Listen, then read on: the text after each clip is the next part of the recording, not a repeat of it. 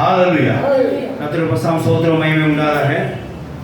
இந்த நல்ல நாளுக்கு நன்றி செலுத்துகிறேன். விசேஷமாக நம்ம ஆண்டவர் இயேசு கிறிஸ்து பூமியில் நமக்கு அவதாரம் எடுத்து மரணத்தை ருசி பார்த்த நாளுக்காக கர்த்தர் நன்றி செலுத்துகிறேன்.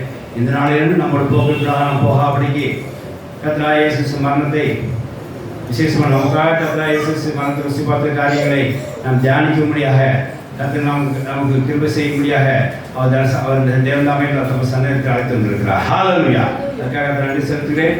கர்த்தர் நம்ம வாழ்க்கையில் யாரும் நன்மை செய்திருக்கா, அதுக்காக தேவன் நன்றி செலுத்த கடமைப்பட்டிருக்கோம். அது நாட்கள் கூட நாம் தேவனுக்கு நன்றி செலுத்தும் பொழுது கொள்ள முடியும், நன்றி செலுத்த முடியாது. கர்த்தர் நமக்கு கிருபை செய்ய சோத்திரம். அது மட்டும் இல்லை, இந்த குரூப் ஃப்ரைடே சர்வீஸ்லையும் கர்த்தர் நம்ம நினைத்ததுக்காக கர்த்தர் சோத்திரம். ஹalleluya. உங்களோடு சேர்ந்து அநியாயத்துக்கு கர்த்தர் பாக்கியத்தை கொடுத்திருக்கேன். கர்த்தர் நன்றி செலுத்துகிறேன். கர்த்தர் சோத்திரம். ஹalleluya. கர்த்தர் பரிசுத்த சோத்திரம் மகிமை உண்டாதாக. இது கர்த்தராகிய இயேசு கிறிஸ்து நமக்காக மரணத்தை ருசி பார்த்த ஒரு நாளாக இருக்கிறது. கர்த்தர் நமக்காக மறிக்காவிட்டால் நாம் என்ன மறித்திருப்போம். கர்த்தர் நமக்காக மறித்து அடக்கப்பட்டு நமக்காக நிமித்தமாய் நாம் இப்போ உயிரோடு காணப்படுகிறோம், ஜீவனோடு காணப்படுகிறோம். தேவ பசம் சோத்திரம் உண்டாதாக. கொஞ்சம் மைக்கு சவுண்ட் வைப்பாங்க, கொஞ்சம் வாங்கி. கர்த்தர் பசம் சோத்திரம் உண்டாதாக. ஆகையால் கர்த்தர் நமக்காய் நம்ம பாடுகளை அவர் ஏற்றுக்கொண்டு சரீரத்திலே நம்முடைய பாடுகளை சுமந்து கொண்டு நமக்காய் மரணத்தை ருசி பார்த்தார். அது மூலமாய் நாம் நியாயப்பிரமாணத்தை விடைபெற்று கிறிஸ்துவுக்குள் விசுவாசிகளாக ஆனோம். ஹalleluya. இல்லாட்ட நியாயப்பிரமாணம் நாம் பாவம் செஞ்சு இந்நேரம் மரித்தோட காணப்படுவோம். ஆனால் கர்த்தர் அந்த மரணத்தை ஏற்றுக்கொள்ள முடியாது. நமக்கு அந்த மரணம் இல்லை. நமக்கு பாவத்தினால் மறிக்கிற மரணம் நமக்கு கிடையாது. ஏன்னா பாவத்தினால் மறிக்கிற மரணத்தை இயேசு செய்தார், ஏற்றுக்கொண்டார். ஆனால் ஆகினால் பாவத்தினால் மறிக்கிற மரணம் நமக்கு கிடையாது, நியாயப்பிரமாணத்தால் உள்ள மரணம் கிடையாது. நமக்கு கர்த்தராகிய இயேசு மரணத்தை ருசி பார்த்த முடியாது.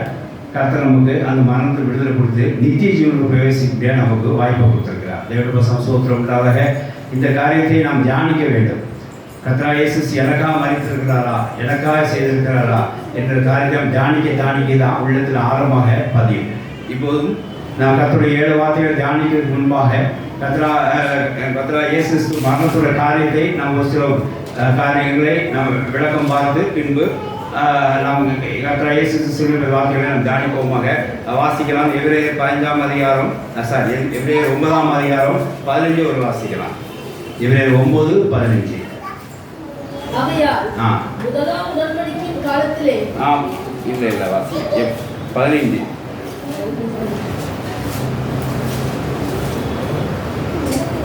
சரி வாசி கட்டலாம். முதலாம் உடன்படிக்கையின் காலத்திலே ஞானப்பிரமாண உடன்படிக்கை காலத்திலே நடந்த அக்கிரமங்களை நிவர்த்தி செய்யும் பொருட்டு அவர் மரணம் அடைந்து. இது வரைக்கும் ஒரு பகுதி. அதாவது முதல் உடன்படிக்கை காலத்திலே நடந்த அக்கிரமங்களை நிவர்த்தி செய்யும் பொருட்டு, அதாவது நியாயப்பிரமாணத்தில் உள்ள பாவத்தின் பிரகாரம் இருக்கிற நம்மளை அவர் பாவம் செய்யும் பொருட்டு அவர் என்ன செய்தார்? மரணம் அடைந்தார். ஹalleluya. இதோட எது க்ளோஸ் ஆகுது?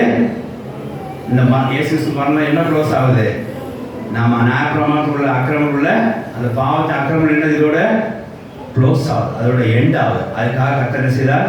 மரணத்தை ருசி பார்த்தார். எதுக்காக நமக்காக மரணத்தை ருசி பார்த்தாங்கிறது, நமக்காக இயேசு மரணத்தை ருசி பார்த்தாங்க நீங்கள் அறிந்து கொள்ள வேண்டும். வாசிக்கலாம். இப்போ மரணம் அடைந்து இப்போ அழைக்கப்பட்டவர்கள் வாக்குத்தத்தம் பண்ணப்பட்ட நித்திய சுதந்திரத்தை அடைந்து கொள்வதற்காக புது உடன்படிக்கை மத்தியஸ்தராக இருக்கிறார். ஆமென். ஹalleluya. இப்பொழுது நமக்கு உள்ள பாவ நிவர்த்தி பொருட்டாக அவர் மரணம் அடைந்து, முற்காலத்தில் பழைய உடன்படிக்கை பிரகாரமாய் பாவ நிவர்த்தி பொருட்டாக அவர் என்ன செய்தார்? மரணம் அடைந்து இப்போது வாக்குத்தத்தத்தில் உள்ள சுதந்திரத்தை பெற்றுக்கொள்ளத்தக்கதாய் புதிய உடன்படிக்கையை உண்டு பண்ணினார். இந்த புதிய உடன்படிக்கை அவர் என்னவா இருக்கிறார்?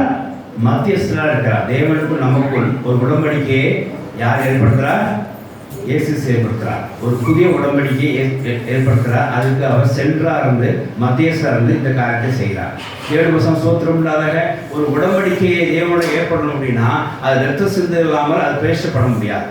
18 வருஷம் வாசிக்கலாம். 18. ரத்தம் இல்லாமல் முதலாம் உடன்படிக்கை மோசே செய்யல. ரத்தம் சிந்து இல்லாமல் என்ன செய்யல? அவர் பிரேஷ பண்ண ஆட்டுக்கடா ரத்தம் சிந்தி அதை என்ன செய்தார்? அவருக்கு 10 கட்டளை உடன்படிக்கை அவர் அங்கே ஸ்தாபித்து இஸ்ரவேல் ஜனங்களுக்கு காண்பித்தார். ரத்த சிந்தை இல்லாமல் நாங்கள் உடன்படிக்கை எதுவுமே பிரவேசிக்கப்படவில்லை. அப்போ புதிய உடன்படிக்கையை ஒன்று இயேசு செய்கிறார். என்ன அப்படின்னா வாக்குத்தத்தமான சொந்தத்தை பெற்றுக்கொள்ள முடியாது செய்கிறார். அதுக்கு என்ன செய்யணும்? அவர் அதை மரத்தை ருசி பார்த்து என்ன செஞ்சார்? ரத்தம் சிந்தினார். அடுத்த வசனம் வாசிங்க.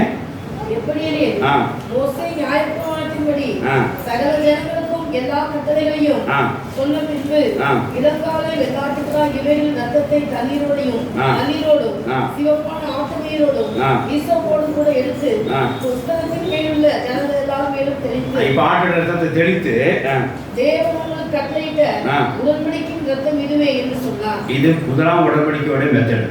ரெண்டாம் மெத்தட் தான் நம்ம நேற்று பார்த்தோம். என்ன அப்படின்னா, இதை வாங்கி இந்த பாத்திரத்தை வாங்கி பானம் பண்ணுங்கள், உங்கள் பாவமன்னிப்புக்காக சித்தப்படுற என் ரத்தமாகிய புதிய உடன்படிக்கையா இருக்குன்னு சொன்ன. ஹல்லேலூயா. அப்போ புதிய உடன்படிக்கை, அப்போ பழைய உடன்படிக்கை ஆட்டு ரத்தத்தினால் உண்டாயிருக்கிறது, பிரதிஷ்டப்படப்பட்டது. ஆனால் புதிய உடன்படிக்கை நம்ம ஆண்டவராகிய இயேசு சிலுவையின் ரத்தம் மூலமாய் பிரதிஷ்டப்படப்பட்டது. ஹல்லேலூயா. அது ஸ்தாபிக்கப்பட்டது. அதாவது இந்த நாள் என்ன தெரியுமா? புதிய உடன்படிக்கை ஸ்தாபிக்கப்பட்ட நாள். ஹல்லேலூயா. எமக்கும் தேவனுக்கும் நடுப்புற இயேசு கிறிஸ்து மத்தியஸ்தராக இருந்து புதிய உடன்படிக்கையை அவர் ஸ்தாபித்தார். ஹல்லேலூயா. இனி ரத்தம் சிந்தாமல் எந்த ஆட்டுக்குட்டிக்கு இல்லாமல் என்னோட ரத்தமே உனக்கு போதுமானதுன்னு சொல்லி பரலோகத்தில் பிரவேசிக்கத்தக்கதாய் உள்ள ரத்தத்தை கர்த்தராகிய பரிசுத்த ரத்தத்தை அவர் இயேசு கிறிஸ்து நமக்கு சிந்தினார். தேவனுக்கு ஸ்தோத்திரம் உண்டாதாக. அதை தொடர்ந்து வாசிக்கலாம். இவ்விதமாய் கூட கூடாரத்தின் மேலும் ஆராதனையின் சகல பணிமுட்டுகளின் மேலும் ரத்தத்தை தெளித்தார். நியாயப்பிரமாணத்தின்படி கொஞ்சம் முறை எல்லாம் ரத்தத்தாலே சுத்திகரிக்கப்படும். ரத்த சிந்தனையினால் மன்னிப்பு உண்டாகும். ரத்த சிந்தனையினால் பாவமன்னிப்புள்ள காரிய நிமித்தமாய் அங்க புது உடன்படிக்கை பழைய உடன்படிக்கை ஆட்டுக்குட்டியத்தில் சித்தப்பட்டது. ஆனால் புதிய உடன்படிக்கையை இயேசு கிறிஸ்து நமக்கு உண்டு பண்ணுகிறார். அதுக்கு அவர் ரத்தம் சித்தப்பட வேண்டும். அதுக்கு மரணத்தை அவர் ருசி பார்க்க வேண்டும். தேவனுக்கு ஸ்தோத்திரம் உண்டாதாக. எப்பவுமே ஒரு புதிய உடன்படிக்கை இனி அவர்கள் இப்படி செய்வார்கள் என்று சொல்லி பார்க்குமானால் அதை என்ன உண்டாக்குறோமோ அதுக்கு என்ன செய்யணுமா? அது ரத்தம் சிந்தியை பிரதிஷ்டப்பட வேண்டும். ரெண்டாவது உடன்படிக்கை தேவனுக்குள்ள செல்லாமல் போயிடும்.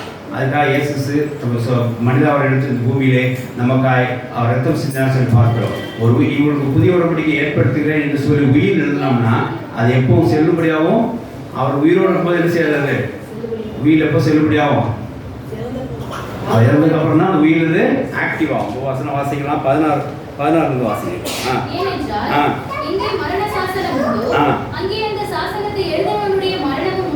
உண்டாக வேண்டும். எழுதினோட மரணம் உண்டாக வேண்டும். புதிய உடன்படிக்கை இருக்கு அப்படின்னா அது எழுதினோட மரணம் செய்யணும், உண்டாக வேண்டும். எப்படி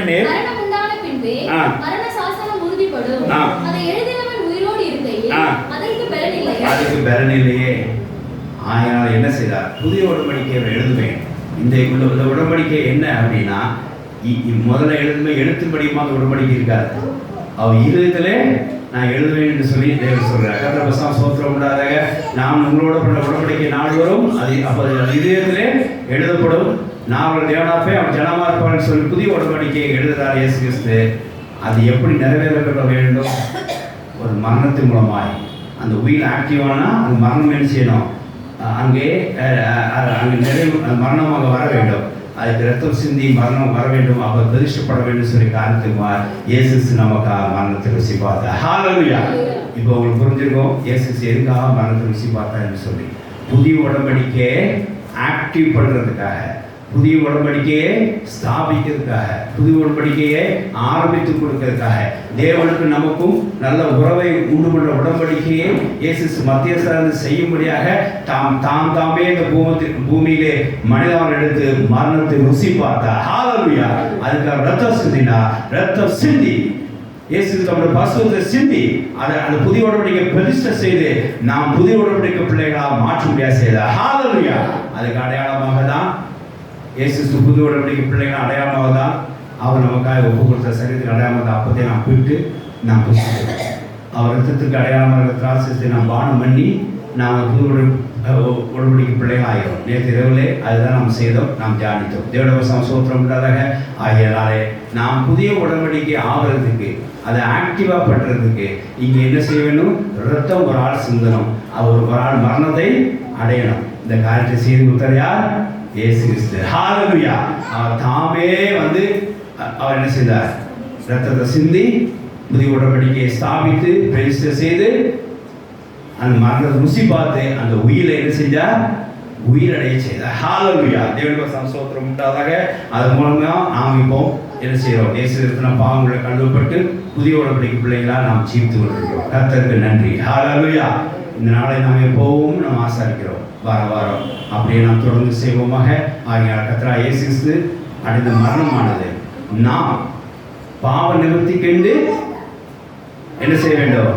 ஒரு மரணம் வேணும் அப்படிங்கிறதுக்காக கர்த்தராகிய இயேசு இந்த பூமியில வந்து பழைய உடன்படிக்கையோட பாவனத்தை செய்யும் பொருட்டாக அவர் மரணம் அடைந்து இரத்தம் சிந்தி புதிய உடன்படிக்கை ஸ்தாபித்து நம் தேவனோட உறவாட செய்தார். ஹalleluya. அதுக்கு அந்த மரணத்தை ருசி பார்த்தா ரத்தத்தை சிந்தினார் சொல்லி பார்க்கிறோம். ரெண்டு காரியம் பாருங்க. பாவத்தை நீட்டு செய்வதற்கு ஒரு மரணம் தேவைப்படுது. புதிய உடன்படிக்கை ஸ்தாபிக்கிறதுக்கு ரத்தம் தேவைப்படுது. புதிய ஸ்தாபிக்கிறதுக்கு ரத்தம் தேவைப்படுது. அதே சமயம் பாவ நிவர்த்தி செய்யும் பொருட்டாக ஒரு மரணமும் தேவைப்படுது. அதனால இயேசு நமக்கு பாவமூர்த்தி முதலாம் உடன்படிக்கை பாவத்தை செய்யத்தக்கதாய் மரணத்தை ருசி பார்த்தார். அதற்காக புதிய உடன்படிக்கை ஸ்தாபித்தார். அதை ஸ்தாபிக்க ரத்த சிந்தி அவர் மரணத்தை ருசி பார்த்தார். ஆமென். ஹalleluya.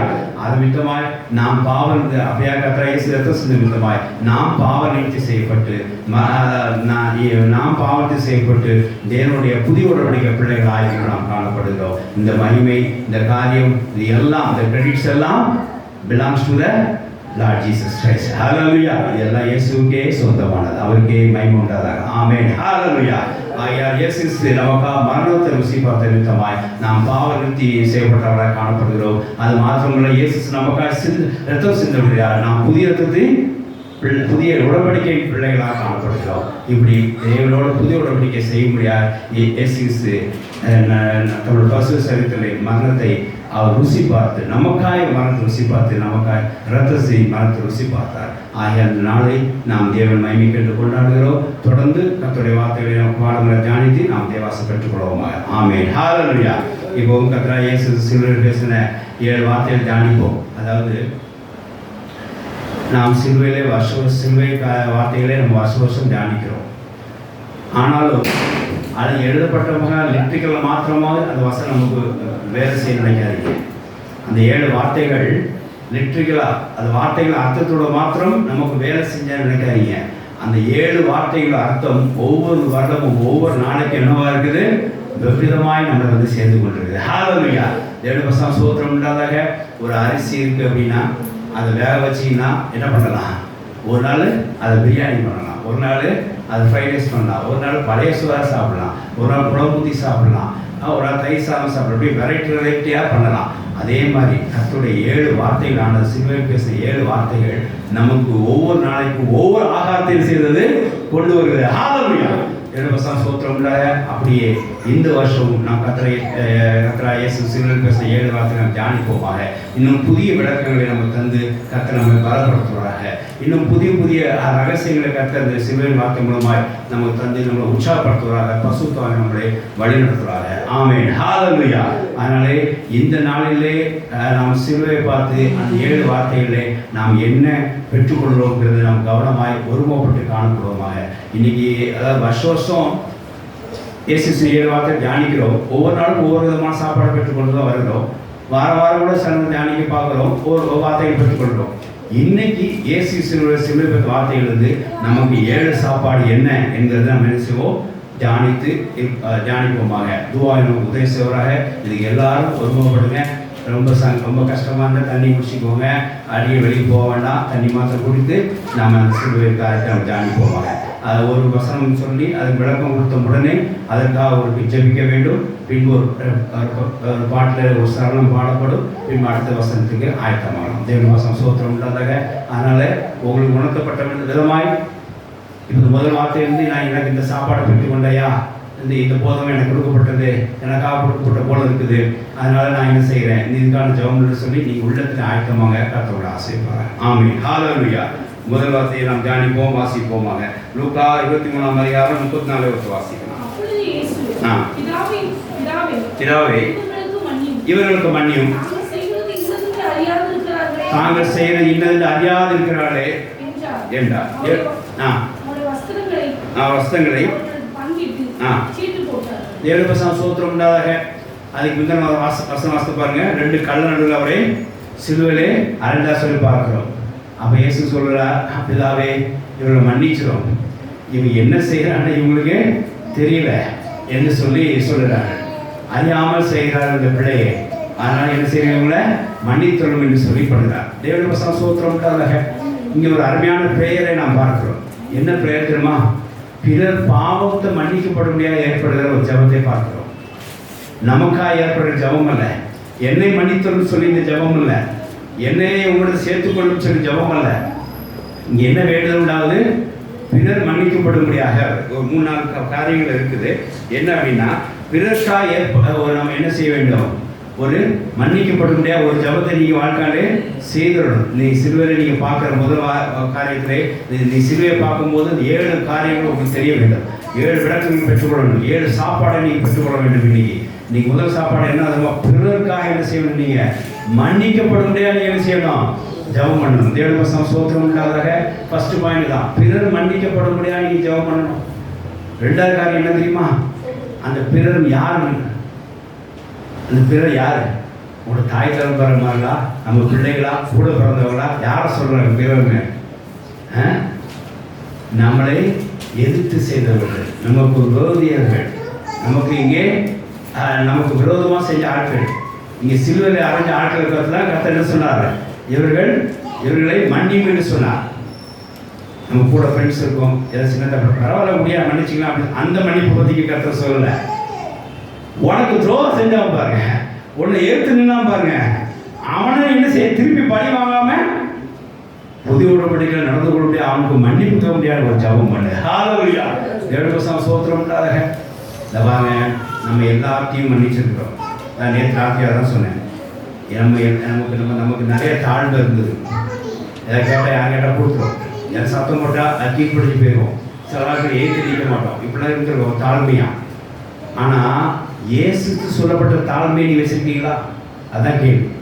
இயேசுவோட தாழ்மை ஒன்று இருக்கா? அதான் கேள்வி. அவர் கால கழுவுனா நீ செஞ்சியா? அந்த தாழ்மை உனக்கு இருக்க வேண்டும். அந்த தாழ்மை இருந்தாதான் தாழ்மையோருக்கு தேவன் கிருபளிப்பார்னு சொல்லி பார்த்தோம். நேற்று தியானம் பண்ணோம். அப்போ எதுக்கு தாழ்மையை சொல்லி கொடுத்தாரு? கிருபை நிலைத்திருக்க முடியாது தாழ்மையை சொல்லி கொடுத்தாரு சொல்லி பார்க்கிறோம். இங்கே பாருங்க, இவருக்கு என்ன தாழ்மை? தனக்கு விரோதமாக செய்து கொண்டிருக்கிறான். இயேசுவை 2 கள்ள நடுவே என்ன செஞ்சாங்க? சிலுவை அறைந்தாங்க. அவர் வஸ்திரத்தை சீட்டு போட்டு பங்கிடுறாங்க. அவர் என்ன சொன்னார்? எனக்கு விரோதமாக செய்யறது மனிதன் என்ன செஞ்சிடும்? அறியாமல் செய்கிறான், பிதாவே மன்னித்தொள்ளும் என்று சொல்லி சொன்னார். இப்போ என்னன்னா, எல்லாரையும் மன்னிக்க தான் செய்யறோம். சில ஆள் ஒரு 100 ரூபா நம்ம வாங்கிட்டு போகிறாங்க, இந்த தாரையா அப்படின்னு சொல்லி வாங்கிட்டு போகிறாங்க, திருப்பி தரதே இல்லை, சரி போயா மன்னிச்சு அப்படின்னு விட்டுறோம். அந்த மன்னிப்பு இது இல்லை. எப்படி அந்த மன்னிப்பு பற்றி சொல்லலை. சில வீட்டுக்கு வரோம், சில ஏதாவது போகிற மனைவி மன்னிக்கிறோம், அந்த மன்னிப்பும் இங்கே சொல்லலை. இங்கே சொல்லப்பட்டது அந்த யார் அப்படின்னா, தனக்கு விரோதமாக செஞ்ச காரியத்தை, நமக்கு எதிராக செஞ்ச காரியத்தை உண்டு கொண்டவர்களை என்ன செய்யணும்? மன்னிக்க வேண்டும். அந்த மன்னிப்பை நீங்கள் கொடுப்பீங்களா? அந்த மன்னிப்புக்காக நீங்கள் ஜெபம் பண்ணுவீங்களா? இயேசு கொடுத்த மன்னிப்பு இதுதான். தன்னுடைய பாவத்தை மன்னிப்பு இயேசு மன்னித்தார். தனக்கு எதிராக செஞ்ச ஆட்களையும் கர்த்தர் செஞ்சார், மன்னித்தார். 2 வார்த்தை நீங்க புரியணும். தமக்கு தேடி வந்த பாவியையும் கர்த்தர் செஞ்சார், மன்னித்து ஏற்றுக்கொண்டார். தமக்கு எதிராக செஞ்சவர்களையும் கர்த்தர் செஞ்சார், மன்னிக்கணும். அந்த மன்னிப்பு உங்களுக்கு இருக்க வேண்டும். அதுதான் மெய்யான பூர்ணப்பட்ட அனுபவம். 1000 செஞ்சா ஒன்றா கொடுக்கல வச்சுக்கோயா வச்சுக்கோ அப்படின்றது மன்னிப்பு அல்ல. அது மன்னிப்பு தான். இந்த மன்னிப்பு அதை இல்லை. இந்த மன்னிப்புமா உங்களுக்கு எவனா என்ன செய்யறான்? கேள்வி செய்யறான் பாருங்க, அவனை நீங்க மன்னிக்கணும். உங்களை பற்றி தூசம் சொல்லி கொண்டு போயிருக்கான் பாருங்க, அவனை நீங்க மன்னிக்கணும். உங்களுக்கு எதிராக வீட்டுக்குள்ளே அண்ணன் தம்பிகள் அக்கா தம்பிகளை ஒரு பிரச்சனை உருவாக்குறாங்க பாருங்க, அவங்கள மன்னிங்க. ஆஃபீஸை வேலை பார்க்குறவங்க ஏதாவது போட்டு விடுவான் போத்து விடுவான் பாருங்க, அவனை மன்னிங்க. இப்படி போட்டு விட்டான், போனதுன்னா லீவ் எடுத்ததை என்னை வேற மாதிரி எங்கள் பாஸை திருப்பி விட்டான், அதனால இந்த இடம் லீவ் எடுக்கும்போது சிக்கனா ஆயிட்டேன். இதெல்லாம் எந்த கேட்டகரியிலும் வரல. இது பழைய உடற்படிக்கையில் வரல, புதிய உடம்புடைய வித்தியாசமாக நடுவில் ஒன்று பண்ணிட்டு இருக்காங்க. ஏன்னா அந்த மாதிரிலாம் செய்யக்கூடாது. புதிய உடற்படிக்கை பிள்ளைகளாக நாம் இருக்கிறோம். அதுக்காக இயேசு சிந்திக்கு நமக்காக ரத்த சிந்தி மறித்து அடக்கம் பண்ண நாளாக இருக்குது. அந்த பிள்ளைகளை நம்மளால இயேசு உள்ள மன்னிப்பை நீங்கள் கொடுக்க வேண்டும். பிறருக்காக நீங்கள் என்ன செய்ய வேண்டும், மன்னிக்க முடியாது, ஜெபம் பண்ண வேண்டும். கத்திரபசம் சோத்திரம் உண்டாதாக. அதுதான் ஒரு ஃபுல்ஃபில்னுடைய லவ். ஒரு லவ் ஒரு ஃபுல்ஃபில் ஆகணும், ஒரு பூரணப்படணும், ஒரு சகுனம், ஒரு நல்ல ஒரு குணத்தில் ஒரு பூரணப்படணும் அப்படின்னா நீங்கள் அதாவது சிநேகிதரை மன்னிக்க போல என்ன செய்யணும், யாரை மன்னிக்கணும், உங்களுக்கு எதிரானவர்களையும் நீங்கள் என்ன செய்யணும், மன்னிக்கணும். தேவனுடைய சோத்திரம் உண்டாக. நேற்று இரவு கூட இவ்வளோ காரியத்தை தியானித்தோம். அதாவது யோவான் லூக்காவிலே ஒரு வசனம் தியானித்தோம். என்ன அப்படின்னா வாசிங்க, மத்தேயு 26 49 50 வாசிங்க. மத்தேயு 26 49 50.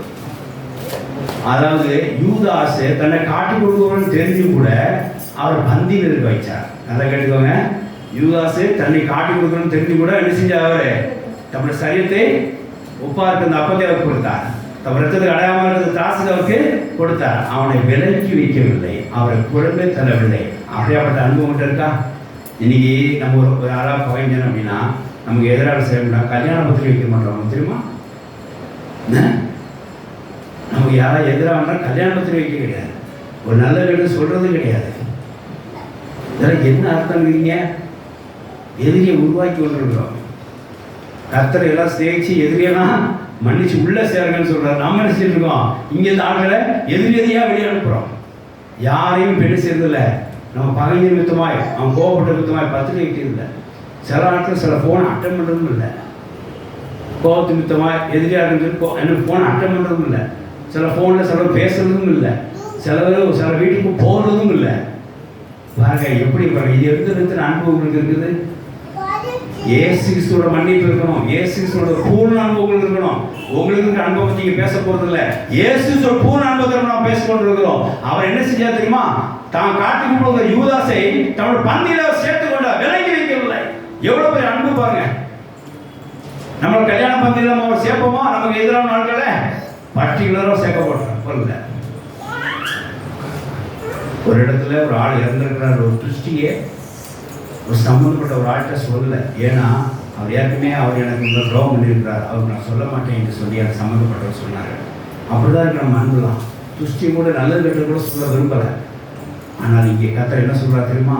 யூதாசு அவன் காட்டி கொடுக்குறன்னு தெரிஞ்சோம், என் குற்றம் சாட்டவன் தெரிஞ்சோம், என்ன செய்ய பந்தியில் அவனை அமர வைத்தார், பந்தியில் பங்கேற்க செய்தார். ஹல்லேலூயா! அதுதான் பூரண அன்பு. இப்போ வாசிக்கலாம். மத்தேயு 26 49 50 வாசிப்பாருங்க.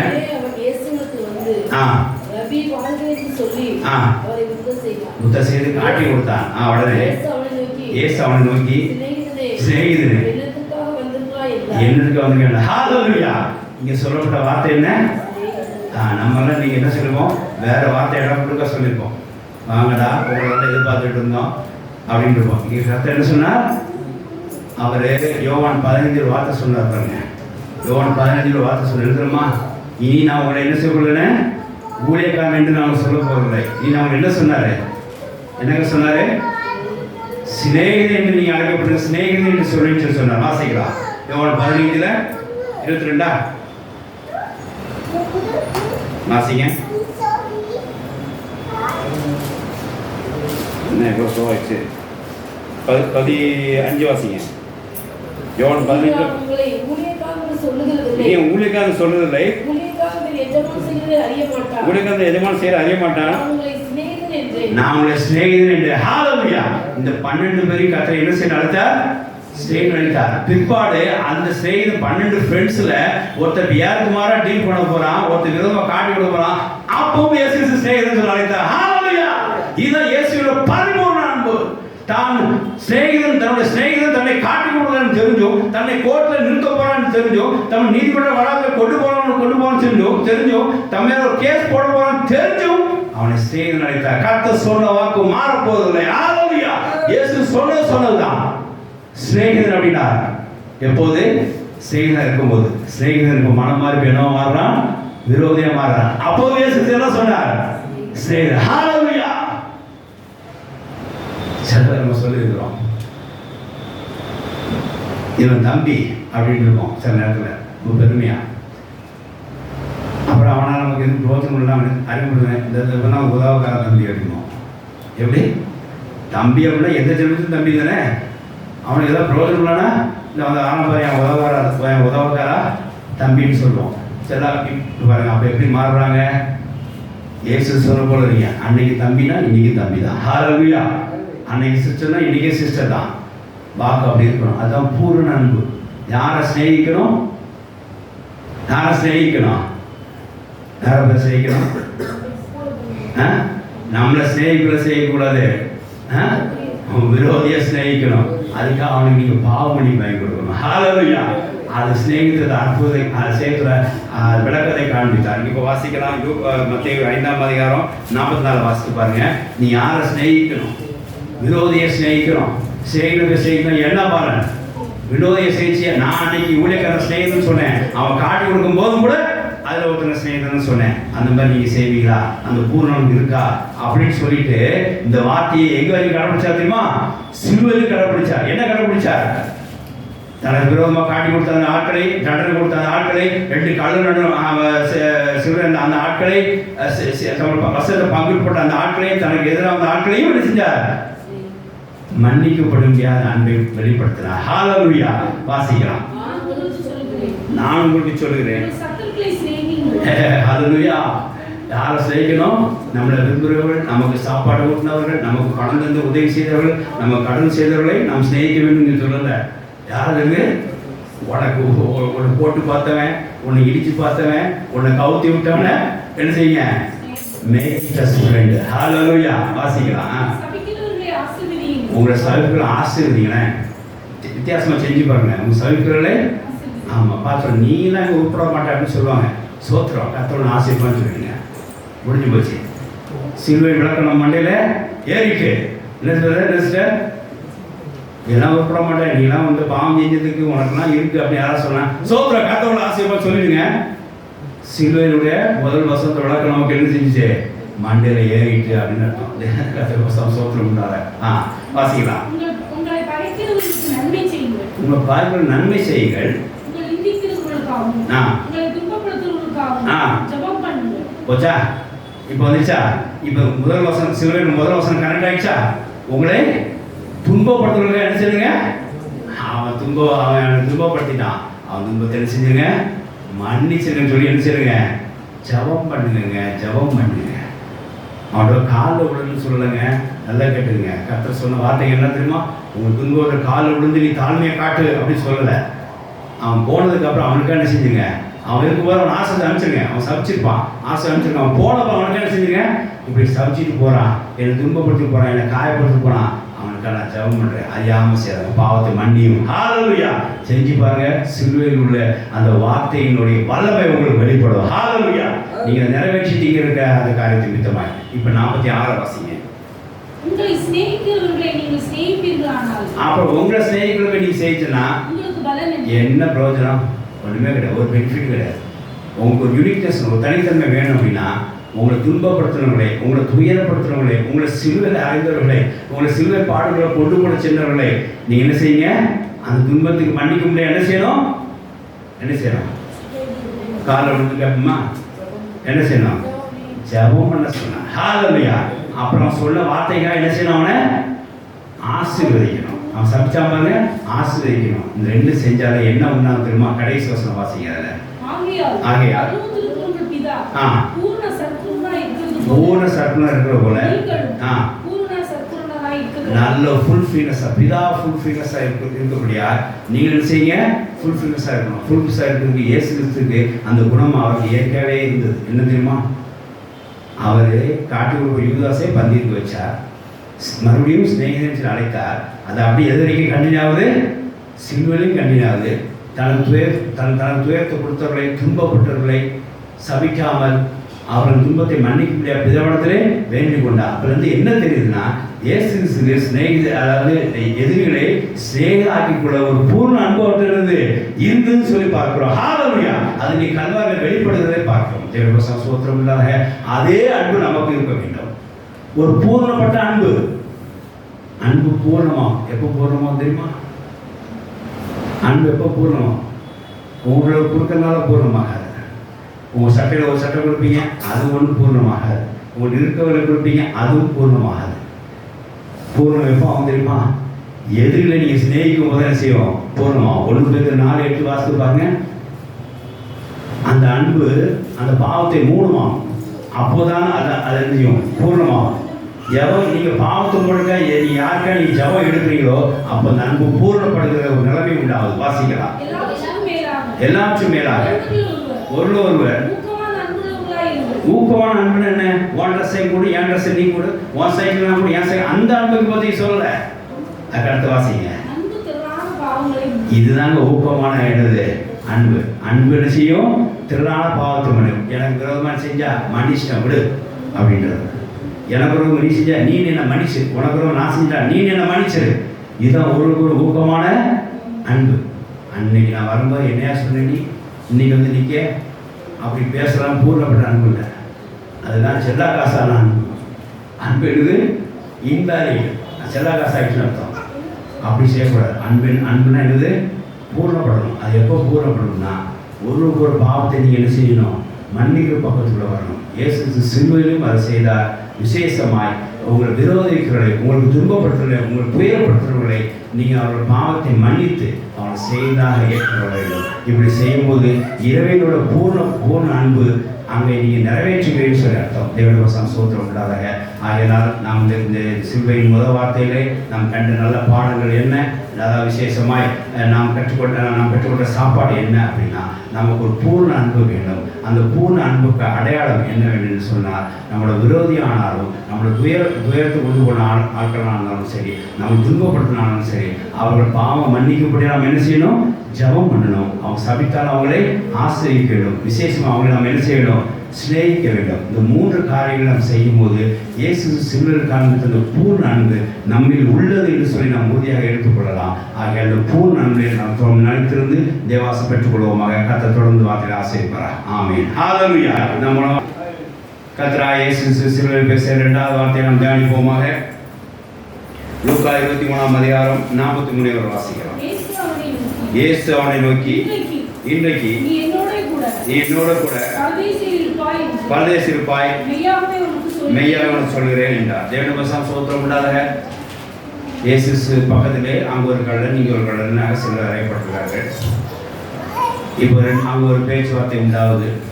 ஒரு கள்ளன் இயேசு பரியாசம் செய்கிறான். எல்லாரும் ரசிக்க சொல்லி எப்படி ஒன்று ரசிக்க முடியலையா என்று சொல்லி பரியாசம் செய்கிறான். 39 வசனத்தை வாசிக்கலாம்.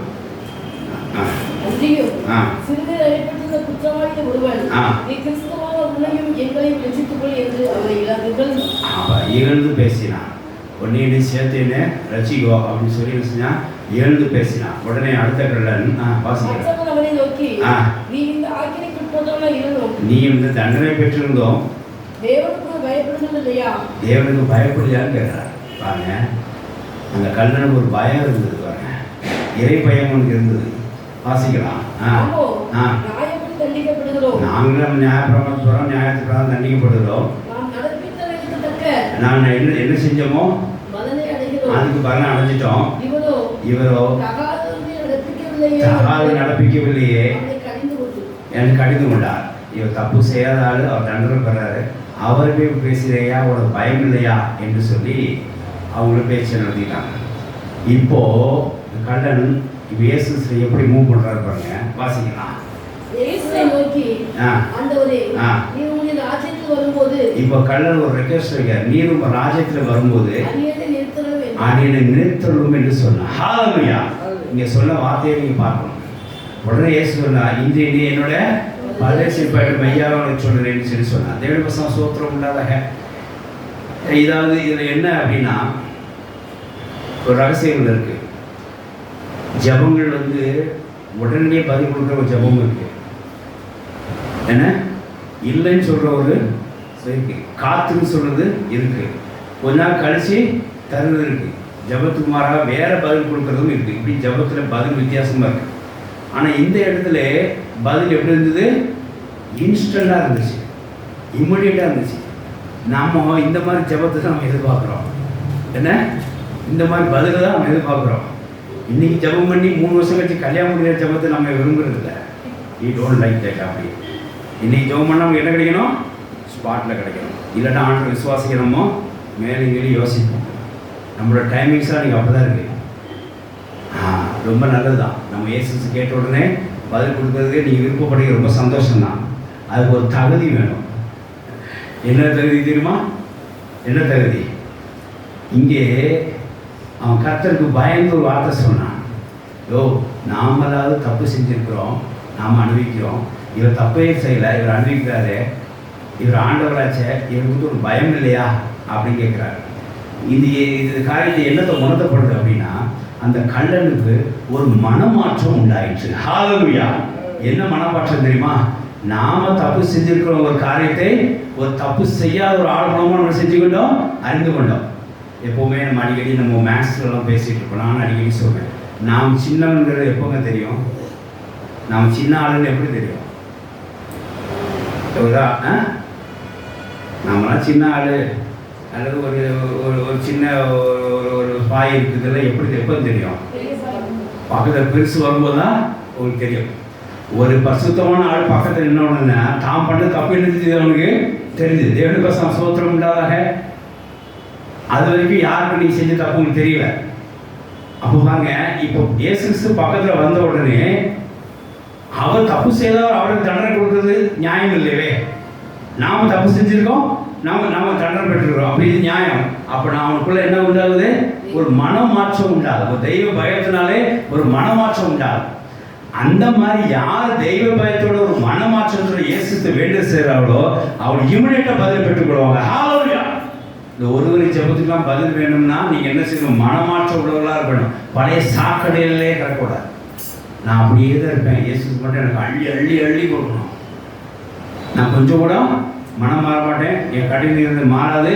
ஆனால் இயேசுக்கு மட்டும் என்ன செய்யணும்? தவறாமல் ஒரு வாக்குத்தத்தை எனக்கு என்ன செய்யணும்? நிறைவேற்றணும். அப்படிலாம் நினைக்காதீங்க. அதெல்லாம் வாக்கு நிறைவேறும், அதுக்கு ஒரு தாமதம் ஆகிடும். ஒரு டைம் வச்சுப்பாரு. இதுக்கு டைம் கிடையாது. நீ மனம் மாறி ஒரு ஜபம் பண்ணி பாருங்க, அந்த பதில் உங்களுக்கு இமிடியேட்டாக கிடைக்கும். ஹல்லேலூயா! இனி தப்பு செய்ய மாட்டாண்டவரே, இதில் நான் நிறுத்திக் கொள்கிறேன், இந்த காரியத்தை விடுதலை செய்யணும். அப்பவே விடுதலை. 3 வருஷம் கழிச்சு கிடையாது, 3 நாள் கழிச்சு கிடையாது, 3 நேரம் கிடையாது, அப்பவே உனக்கு விடுதலை. ஒரு நோய் வந்து ஆண்டவரே இந்த தப்பு மூலமாக அந்த நோய் வந்து நான் அறிந்து கொண்டேன், நீர் உள்ளதை பேசினீர், நீர் அருகாமையில் வந்ததுனால என் செஞ்ச தப்பு எனக்கு. ஆனால் இயேசு கிறிஸ்து அந்த கல்லன் பக்கத்தில் இயேசு கிறிஸ்து வந்த உடனே அந்த கல்லன் குணத்தப்பட்ட போல நீர் எனக்கு உணர்த்தினீர். நீ எனக்கு அருகாமல் வந்ததுனால நான் செஞ்ச தப்புனால இந்த பாவம் உண்டாயிடுச்சு, இந்த நோய் உண்டாயிடுச்சு. ஆண்டவரை இனிமேல் இந்த பாவத்தை நான் செய்ய மாட்டேன், இந்த நோயை என்னோட விலைக்கு பாரும், செய்ய மாட்டேன்னு சொல்லி மனம் திரும்பி மனமாற்றத்தோட இதை விலைக்கு விடுன்னு சொல்லி ஜெபிச்சு பாருங்க, அங்கேயே உங்களுக்கு விடுதலை உண்டு. ஹல்லேலூயா! இன்று என்னோட பழைய சிரிப்பாய் என்று சொல்லி கர்த்தர் சொன்னார். ஒரு மனமாற்றத்தினாலே கர்த்தர் அங்கே பதிலே கொடுத்தார். என்ன பதில் கொடுத்தா தெரியுமா? அவன் கேட்டதே அவன் கொடுத்தார். ஹல்லேலூயா! ரொம்ப முக்கியம் இந்த பாயிண்ட். எப்படிங்க? நீ மனமாற்றத்தில் ஜெபிக்கும் போது நீங்கள் கேட்டதே உங்களுக்கு தருவார். உங்களை அடுத்த லெவலுக்கு அழைச்சிட்டு போவார். உங்களுக்கு பரதேசில் அவன் ஆக்சுவலாக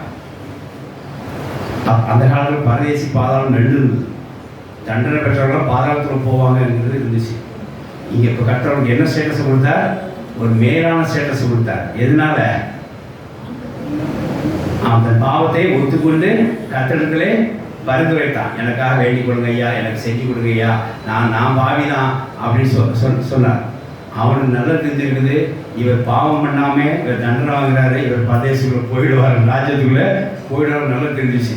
அப்போ அவரோடு சேர்ந்து நாம் என்ன செய்யணும்? வரணும். அப்படி என்னன்னா தன்னை தேவனோடு இணைக்கப்பட முடியாது அவன் காணப்பட்டான். கர்த்தர் என்ன செய்தார்? அந்த மனமாற்றத்தை குறித்து நீ என்னோட இணைந்து கொள்ள முடியாது ஒரு ஸ்டேட்டஸ் அவனுக்கு என்ன செய்கிறேன், ஒரு லெவலுக்கு அடுத்த லெவல் கொண்டு போகிறேன். நீ இன்னைக்கு என்னோட என்ன செய்வாய்? பரதேசி இருப்பாய். சரி, நீ ஃபியூச்சரில் பரதேசி வருவாய் கூட சொல்லலை. ரைட் நாவ் இன்று என்ன செய்வாய்? பரதேசி இருப்பாய். இது எப்படி உண்டாச்சு? இந்த ஜபத்தில் எப்படி பதில் உடனடியாக கிடைச்சி நினைக்கிறீங்க? அந்த மனமாற்றம் வேணும். இயேசு பக்கத்தில் வந்தோடனே நம்மளோட பேசுவார், இதை செய்யாத போகிறோம் உணர்த்தப்படும். உடனே என்ன செய்யுங்க? அதை அப்படி காது கேட்டு தேங்க்யூ அப்படின்னு போயிட்டே இருக்கக்கூடாது. அங்கே என்ன செய்யணும்? ஒரு ரிப்பண்டன்ஸ் வேணும். ஒரு ரிப்பண்டன்ஸ் வேணும். பெட்மான் சாட்சின்னு சொல்லுவார் இந்த சாட்சி எல்லா இடத்துலையுமே. அவர் எச்எம்மா ஆர்சியில் ஃபாதரு ஒரு புல்லட் அப்படி போவாராம், துக்கு போவாராம் ஸ்கூல் நடுவில் கேம்பஸில். அப்போ ஒரு சத்தம் கேட்டுச்சான், ரிப்பண்டன் அப்படின்னுச்சான், மனமாறு அப்படின்னா. யாருக்கோ சொல்கிறாங்க, மறுபடியும் பைக்கை துக்கு ஓட்டு பண்ணுறான், மனமாறு அப்படின்னா மறுபடியும் பைக்கை ஓடு. அப்போது நினச்சானா, எனக்கு இந்த சத்தம் கேட்க முடியல, நான் எச்எம், நான் அந்த ஆர்சி சர்ச்சுக்கு பாரு, என்னை பார்த்து நான் சொல்ல மாட்டேன், சத்தம் வரல. இது யாருக்கோ சொல்லப்பட்டு மறுபடியும் போனாராம். கரெக்டாக சொன்னாலும் ஒன்று தான் சொல்கிறேன், மேக் ரெப்பண்டன்ஸ் அப்படின்னா மனம் திரும்ப அப்படின்னாராம். அப்போதான் வண்டி நிப்பாட்டினாராம். ஆண்டவர் என்னையா சொல்கிறீங்க, நான் எச்சமாச்சு என்ன எப்படி சொல்கிறீங்க அப்படின்னாராம். தேவன் பசம் சோத்திரம் இல்லாதாக அவர் என்ன சொன்னார், அவர் சொல்பாருங்க, அந்த மனம் திரும்புறது முத்தமாக தான் அவர் இன்னை வரைக்கும் அவ்வளோ பெரிய ஆசீர்வாதத்தை கர்த்தர் விட்டு போயிருக்கிறார். ஹல்லேலூயா. நீ எல்லாரும் அவரை தமிழ்நாடு தாவின்னு சொல்லத்தக்கதாய் அவர் பாட்டு எழுதுறதுக்கு ஒரு திறமையை கர்த்தர் கொடுத்துருக்காரு. அவர் அடுத்த ஸ்டேட்டஸில் கொண்டு போயிட்டார் அப்படின்னா அந்த மனம் திரும்புறத காணப்பட்டு நம்ம என்னென்ன காரியத்தை மனம் திரும்ப இருக்கோம்.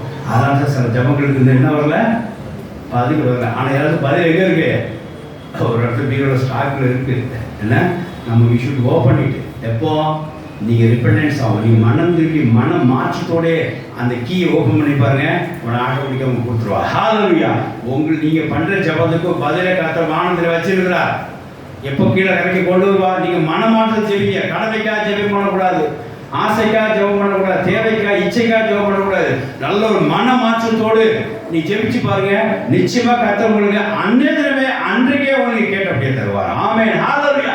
இன்றைக்கு என்னோட நீ பரதேசில் இருப்பாய் என்று இயேசு கல்லப்ப சொன்னான். அவன் மனமாற்றத்தோட வேண்டிக் கொண்டான், அவன் பரதேசில் இருந்தான். இதில் இன்னொரு விஷயத்தை கவனிக்கணும், இன்னொருத்தருக்கு அந்த வாய்ப்பு கொடுக்குறாங்க.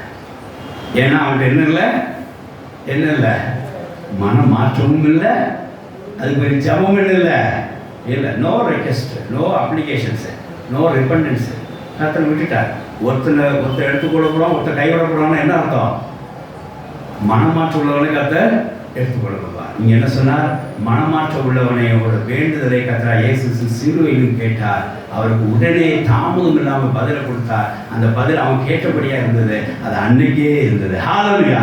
எல்லாரும் சொல்கிறாங்க, ஆராய்ச்சி என்ன சொல்கிறாங்க, இயேசு சொல்ல முதல்ல போன பரதேசி ஆள் யார், பரதேசிக்குள்ள போன ஆள் யாருங்கிறாங்க, இந்த கல்லன் தான் என்று சொல்கிறாங்க. ஏன்னா அவங்க முதல் மனமாற்றம் அங்கே இயேசு மரணத்துக்கு அப்புறம் அடைந்து கொண்டான்னு சொல்லி, மரணத்துக்குள்ளாக அடைந்து கொண்டான்னு சொல்லி பார்க்குறோம்.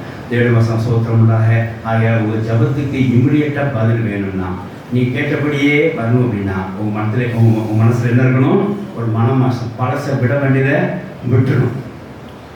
அதுவே சாக்கடை போல் நான் இப்படி தான் இருப்பேன், நான் கடினம் இருப்பேன் அப்படிலாம் மாறாமல் நீங்கள் இருக்கக்கூடாது. தேவ வசனம் சோத்திரம் உண்டாதாக ஒரு நல்ல மனமாற்றத்துக்குள்ளே நீங்கள் வர வேண்டும். சகைவுக்கு கர்த்தர் ஒரு ஸ்டெப், அதாவது என்ன சொல்கிறோன்னா, நீங்கள் மனமாற்றத்தோடு நீங்கள் ஜபம் பண்ணும்போது கர்த்தர் உங்களை என்ன செய்வார், அடுத்த லெவலுக்கு என்ன செய்வார், உங்களை அழைத்து கொண்டு போவார். அந்த கள்ளன் பாதாளத்துக்குள்ள போக வேண்டியது தண்டனை பிரகாரமாய் அவன் மனமாற்றோடு இயேசு வேண்டிக் கொண்ட மித்தமாய் அவன் வாழ்க்கையில் இப்போ என்ன செஞ்சான், இயேசுவோட இணைந்து பரதேசில் இருந்தான். ஹல்லேலூயா. ஒரு அடுத்த ஸ்டேட்டஸ் உங்கள் வாழ்க்கையிலே அடுத்த ஸ்டேட்டஸ் ஒன்று நீங்கள் மனம் மாற்றத்தோடு நீங்கள் என்ன பண்ணுங்க, ஜெபம் பண்ணுங்க. இப்படியே வேலையில் இருக்கிற ஐயா, இதே சம்பளம் தான், இப்படி தான் இருக்கிற என் வாழ்க்கையில் இப்படி தான் ஒரு முன்னேற்றமே இல்லை அப்படியே இருக்கு அப்படின்னா நீ இன்னும் என்ன செய்யலை, மாற வேண்டிய விஷயத்தில் மாறலைன்னு அர்த்தம். மனம் மாற விஷயத்தில் இன்னும் மாறலன்னு அர்த்தம். மனம் மாற விஷயத்தில் மனம் மாறி இப்போ இயேசு வேண்டு செய்து பாருங்க. மனம் மாற மட்டும் இல்லை, அந்த கல்லன் போல நீங்கள் என்ன செய்யணும், இயேசு வேண்டு செய்யணும். அப்போ பதில் தாமதிக்காம உடனே உங்களுக்கு நீங்கள் கேட்டபடியே ஆகும். தேவ வசனம் சோத்திரம் உண்டாக. இயேசுகிட்ட நீங்கள் லூக்கா 19ஆம் அதிகாரம் 8ஆம் அதிகாரம் வாசிக்கும் போது சகையும் மனமான ஒரு காரியத்தை அறிவித்தான். நான் மனமாக்காண்டது இன்னொரு பிரகாரம் பாவம் செஞ்சு நீங்கள் என் பக்கத்தில் வந்தோடனே உங்கள் பிரசனம் எனக்கு ஆன உடனே என் மனசு பாவம் உணர்த்தப்பட்டது, இதெல்லாம் அறிக்கை செஞ்சு விட்டு விடுறேன்னு சொல்லி ஒரு மனம் மாறி நான் வாசிக்கலாம்.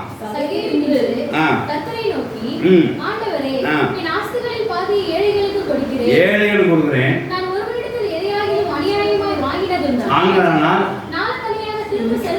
திரும்ப செலுத்துகிறேன். 1:4 செலுத்துகிறேன். 10 ரூபா வாங்கினா 40 ரூபான்னு செய்கிறேன் கொடுத்துறேன்டா. ஆண்டவருக்கு இதுதான் வேணும். என்ன வேணும், பணம் இல்லை, மனம் மாறின பற்றி அதான் வேணும். வாசிக்கலாம். உடனே இயேசு நோக்கி ஹல்லேலூயா. இந்த வார்த்தையில அண்டர் பண்ணிக்கணும். நான் சொன்ன பிரச்சனை இன்றைக்கு புரிஞ்சுதுங்களா? வசனம் எங்க வருது, ஆன்சர் எப்படி வருது, இன்னைக்கு, டுடே. இந்த என்னோட பரதேசி இருப்பா, இந்த வீட்டுக்கு ரட்சிப்பு வந்தது, நாளைக்கு இல்லை, நாளை கழிச்சு இல்லை, ஃபியூச்சர்ல அப்படிலாம் கிடையாது. நீ இன்னைக்கு மனம் மாறினா இன்னைக்கு உனக்கு என்னது ரட்சிப்பு, ஒரு வேண்டுதல் உனக்கு அருள் செய்யப்படும். ஹல்லேலூயா. வாசிக்கலாம். இனி என்னோட சந்ததியுடைய சேர்க்கப்படுகிறார் என்றார். அடுத்தது, இந்த இழந்து போன ஆத்மாவை தேடுறோம்.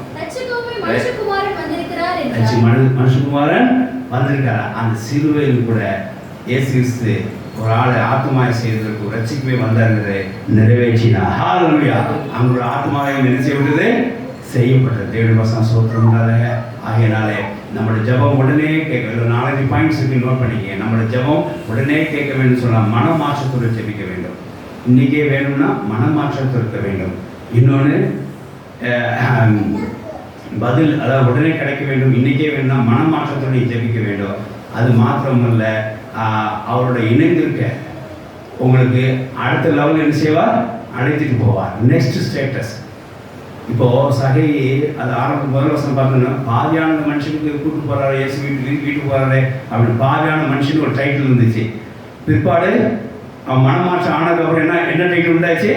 இவன் ஆபிரகாமுக்கு குமாரன் ஒரு டைட்டில் மாறிச்சு. ஹல்லேலூயா. இப்போ அவனோட ஸ்டேட்டஸ் மாறிட்டு முதல்ல கல்லன் பாலத்துக்கு போனது, இப்போ பரதேசிக்குள்ள போனான். அது என்னைக்கு போனான்? அவன் கேட்ட பிரகாரம் இன்னைக்கே போனான். அது 3 பாயிண்ட். அப்போ என்னன்னா உடனடி பதில் வேணும்னா மனமாற்றத்துடன் ஜெபித்திருக்க வேண்டும். இன்றைக்கே வேணும்னா நீங்கள் கேட்டதே வேணும்னா மனமாற்றத்துடன் ஜெபித்திருக்க வேண்டும். இந்த மனமாற்றத்தில் உள்ளவர்களுக்கு என்ன உண்டாகும்னா அடுத்தால அந்த ஜெபம் என்ன செய்யும்?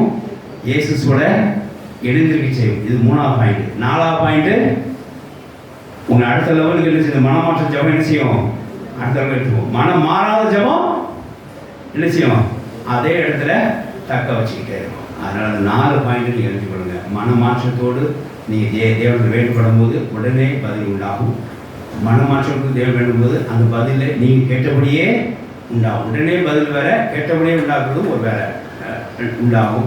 3ஆவது மனமாற்றத்தை நீ ஜெபிக்கும் போது இயேசுவோட இன்றைக்கு என்னோட என்ன செய்வார்? பரதேசம் சொல்லுங்க. இயேசுவோட இணைந்திருக்கிற ஒரு அனுபவம் உங்களுக்கு வந்துவிடும்.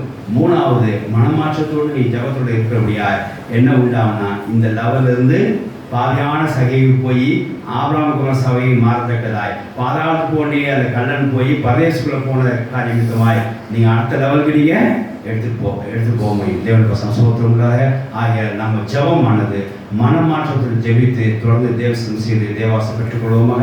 இன்னும் அடுத்த லெவலுக்கு நம்ம செல்வோமாக. கர்த்தர் நம்மை வாதியோடு ஆசைப்படுறார். ஆமென். ஹல்லேலூயா. ஹல்லேலூயா. கர்த்தராகிய இயேசு சிலுவை பேச 3ஆவது வாக்கியம் தியானிப்போமாக. வாசிக்கலாம்.